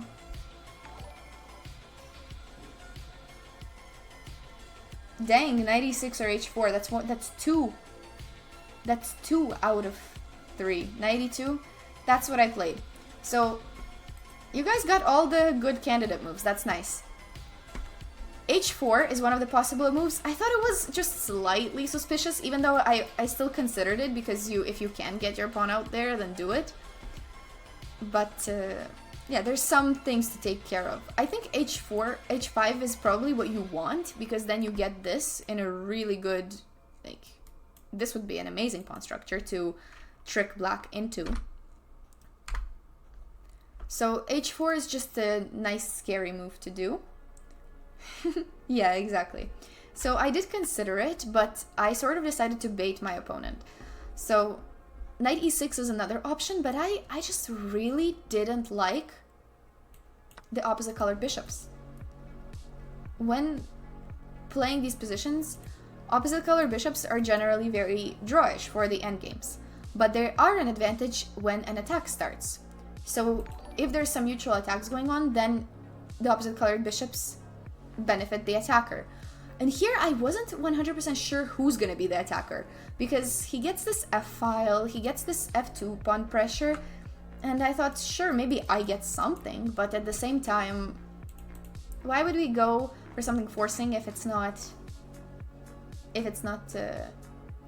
you, Ashzet, for the follow. If it's not forced. So I played knight e2. And the reason why I played it is because I was like, he's gonna play d4. Because you have to consider, I was hoping he would play d4. I was really, really hoping he would play d4. Oh, you want an opposite color bishop endgame? Yeah, I mean, of course, sometimes that happens too.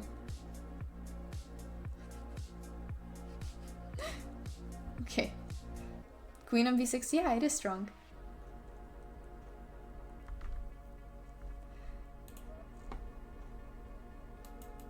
So, Black now has to consider d4, and I think he was just so tired of waiting around having this IQP that he just went for it. But of course, it's better to not do that and because there's some tactics going on. I'm getting a call. I don't understand. Okay. Anyways. Black should just keep the position like that. But it's sort of tough because when you're playing, you want to do something. So I sort of get why my opponent did this. That was so funny. No, I thought that was a funny comment. Play Caro 2 in such positions, bishop on e6. Yeah, it's just unfortunate that Black couldn't use the bishop pair.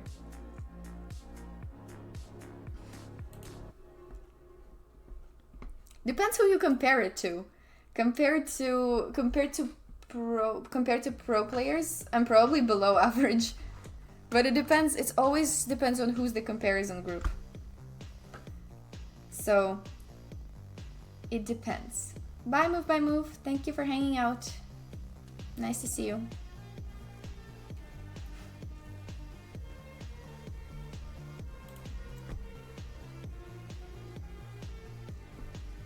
One more idea of knight e2 is this. And then d4 is once again a really interesting choice. But he played d4, and here I want everybody to do the calculation. So what would you play for white? And what's the calculation here?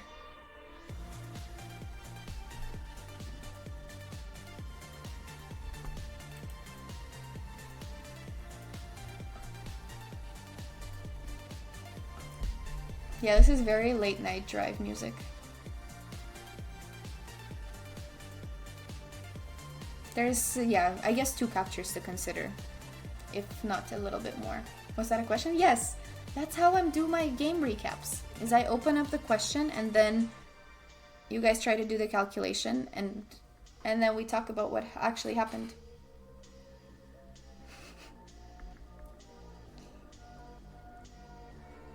It was just what do you play for white? I just stop it at critical moments.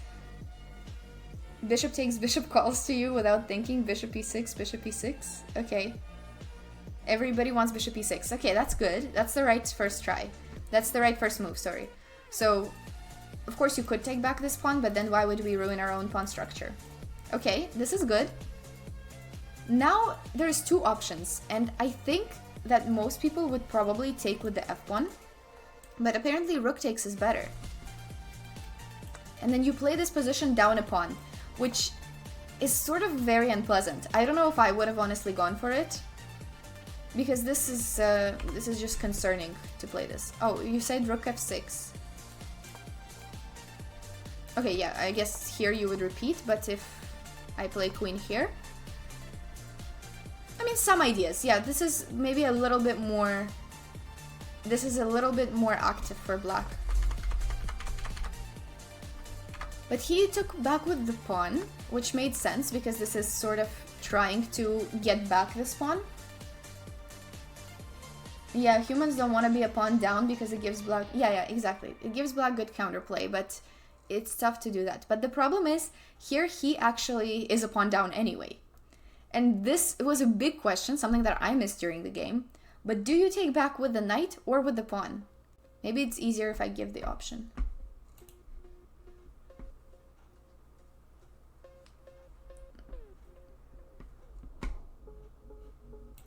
Do you take back with the knight or the pawn? Pawn. After all the trades, you take on b7. Nikui doing some nice tactics. That's exactly what I calculated. Knight is better though. Do I read books? I do, but it's only textbooks. Principles of physics, principles of biochemistry, unfortunately. Not fun books. Not fun. So knight is better. Thank you, Rapalas, for the follow. Knight capture is better, and it's actually for a pretty interesting reason. So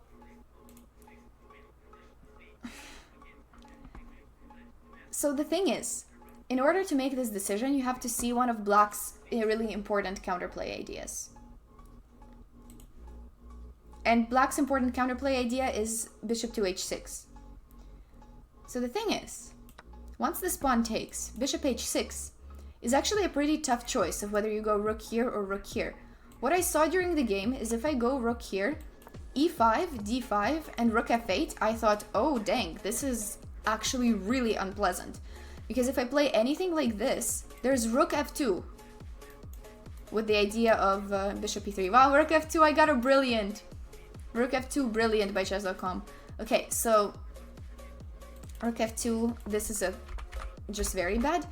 But the computer says play queen e4 and enjoy your 0.5 advantage as white. I think this is a bit tough, actually. Because you're supposed to allow queen f2 and just chill? I don't know. Supposed to allow this and just chill. I mean, I understand that Black doesn't have anything, but still. From like a very calm position to suddenly go for that is kind of wild. Why is my camera not focused? At least it's not moving. You also like academic books? You know, there's people who read academics books just like mortals read artistic books. I mean, yeah, I wouldn't say I enjoy principles of physics, but lately, because I study in school so much, I have to read more of that textbook type of stuff than creative literature. Camera is focusing on the ghost, true. I started at 8 and then I played competitively for a very long time, and then around the age of 15 I started focusing on school and just playing chess. Well, I still play chess competitively, just not professionally, I would call it like that. Where's the chill doggo? He's not here right now, but I'll have him come at some point. I don't have a lot of treats left for him at my desk, so we're gonna need to fix that. You would never go for this? Stockfish is crazy. It's not, maybe it's not the craziest thing, but it's pretty crazy to consider this fine. So I saw this about rook c2, and I was probably considering just playing rook here and going for something like that, for some counterplay. This is probably what I was going to do during the game. Looks pretty good from a human perspective, so because this bishop h6 is pretty strong, you need to take back with the knight, and that's actually better. And the reason for that is that now bishop h6 is not as strong, because you get rook e2. A little bit wild, but you get rook e2. And to prevent any e5 type of stuff. And it's better for white. So I assume this just goes to the exact same thing as happened in the game, but it was still a bit risky to allow that. Yeah, Stockfish evals are fearless, no emotion. Why? Omni's genius has no faith at all. Why would I lose this game? Everything is good.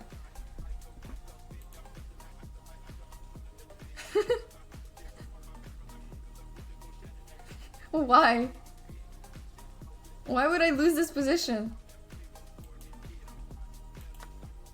I took back with the pawn, and I thought he should have played bishop h6, but instead he decided to go for an endgame. So we've talked about this one, which was the calculation that we had to do to basically play. When I was playing knight e2, that's the exact position I was hoping for, so I was pretty happy to see this on the board.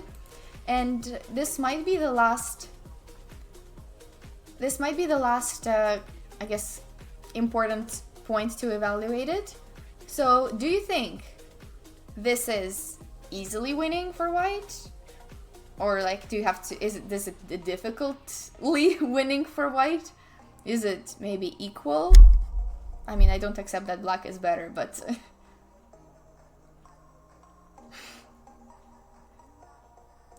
But what do we think about these queen endgames? Because we haven't had a queen, we haven't talked about queen endgames in a long, long time.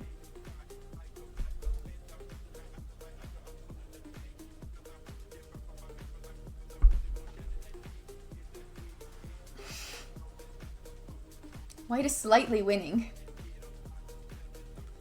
You hate the queen endgames? Honestly, queen endgames are sometimes a bit annoying because you always have to think about perpetual checks. White's advantage but practical chances for black. Yeah, so I think in this particular situation, it's just winning. And the reason for that is not even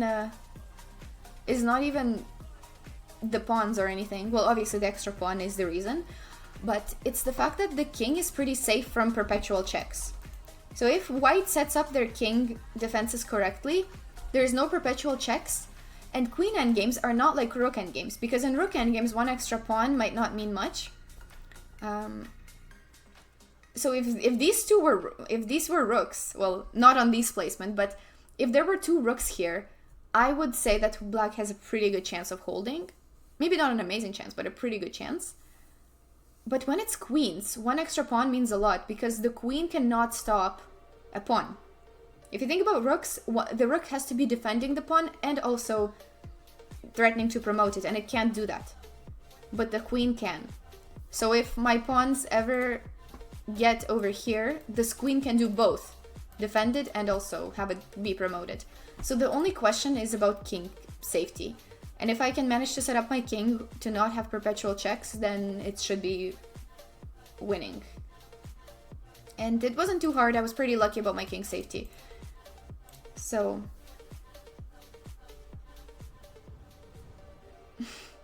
just waste time until he makes a mistake. But you might as well make progress so that he has more chances to make a mistake. Yeah, and black's pawns also help. That also helps that these are... So here it was actually pretty difficult for him to find a defense against both this and this. But he found it. He found a pretty interesting one. Because if he goes somewhere else, I don't even know where he goes, but I can always give a check and then take this with check. So he can never let go of defending this pawn. And he also needs to sort of be careful about this pawn. He found a pretty interesting way, so he did a check, queen d4, to attack this pawn and defend this one at the same time. And I just decided to play chill, play queen to f3. What time did I have? I think he had about 5 minutes, and I had about 40 minutes, 35 minutes. I actually, yeah, ever since in that first game I got into time trouble, I actually picked up my pace quite a bit. Yeah, exactly. So if queen b2, then queen to a8, and actually that's what happened. And personally, I thought that it was better for him to not play faster. I'm not even playing, you mean analyze faster? So I thought it was better to keep these, because then it makes it a bit harder for me to push. Like, I'll have to play it a little bit slow and only then try to push. So I thought this might be a bit better, but maybe, wait, actually no. Well, we get something quite similar, but this is not the same, because if I... he's not going to take on b2, basically. He's going to go for the draw. So you have to be really careful not to fall for that. So a5 was nice. But he took on b2, and that's... And then we get to this position. Now, does this look more winning or less winning than before?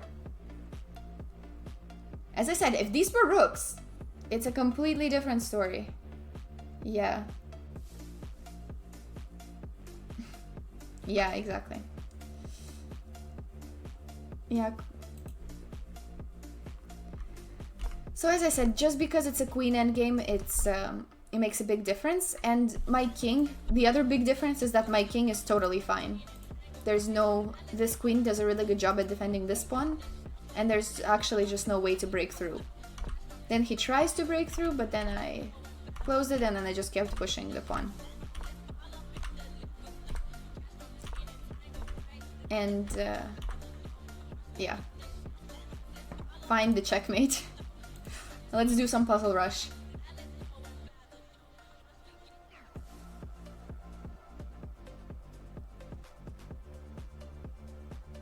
I feel like Omnius Genius is still trolling.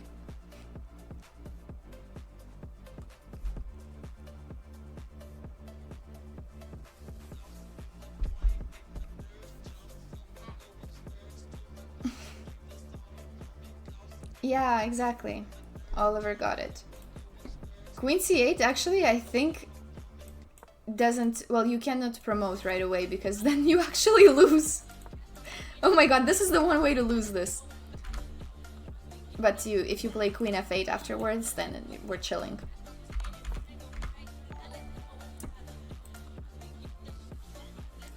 Thank you, Lucas, for the follow. So, that was it. I played Queen g5, Queen e3, and Queen g4. And that was it.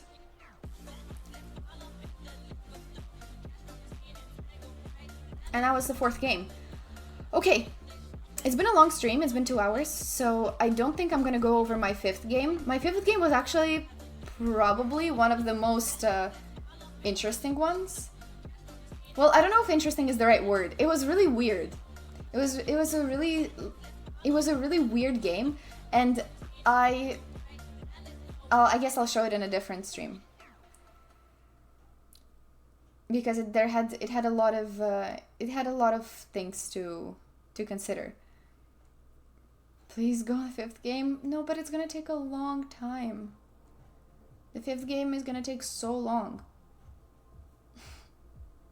What? Please. Guys, realize I have to do work too.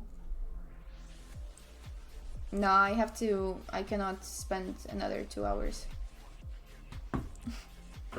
I cannot spend another 2 hours, but we've been keeping up the pace pretty okay. These recaps are kind of long, but we're also chatting.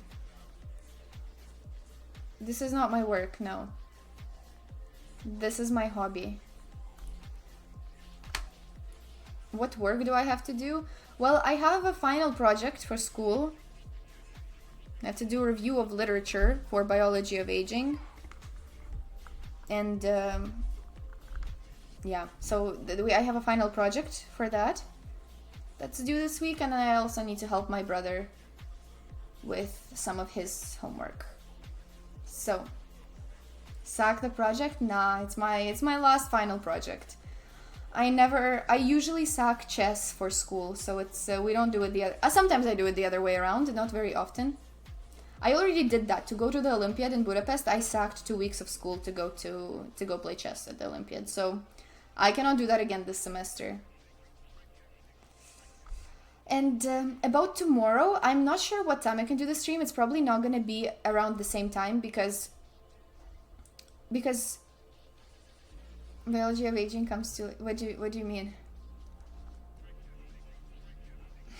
Just the project chess is life? I mean, I guess so, but I think chess is just part of life. So tomorrow I have to go to the lab, so I'm not going to be able to go live at this time. So if I go live tomorrow, it would be in the evening. It would be like 6 or 7 p.m. my time if we want to see the final game review.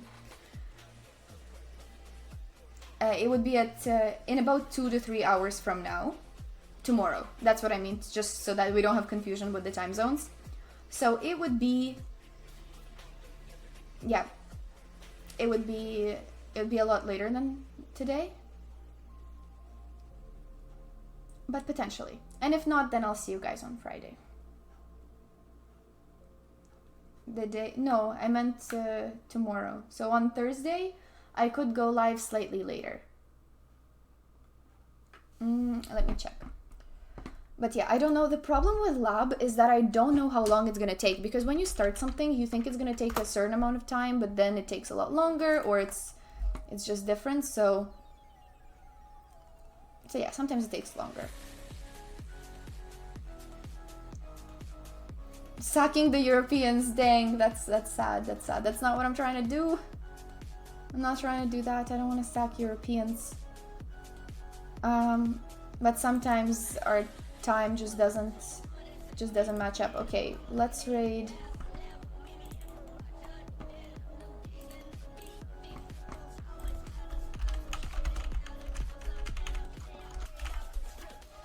Let's start a raid. It was so fun to hang out with all of you today.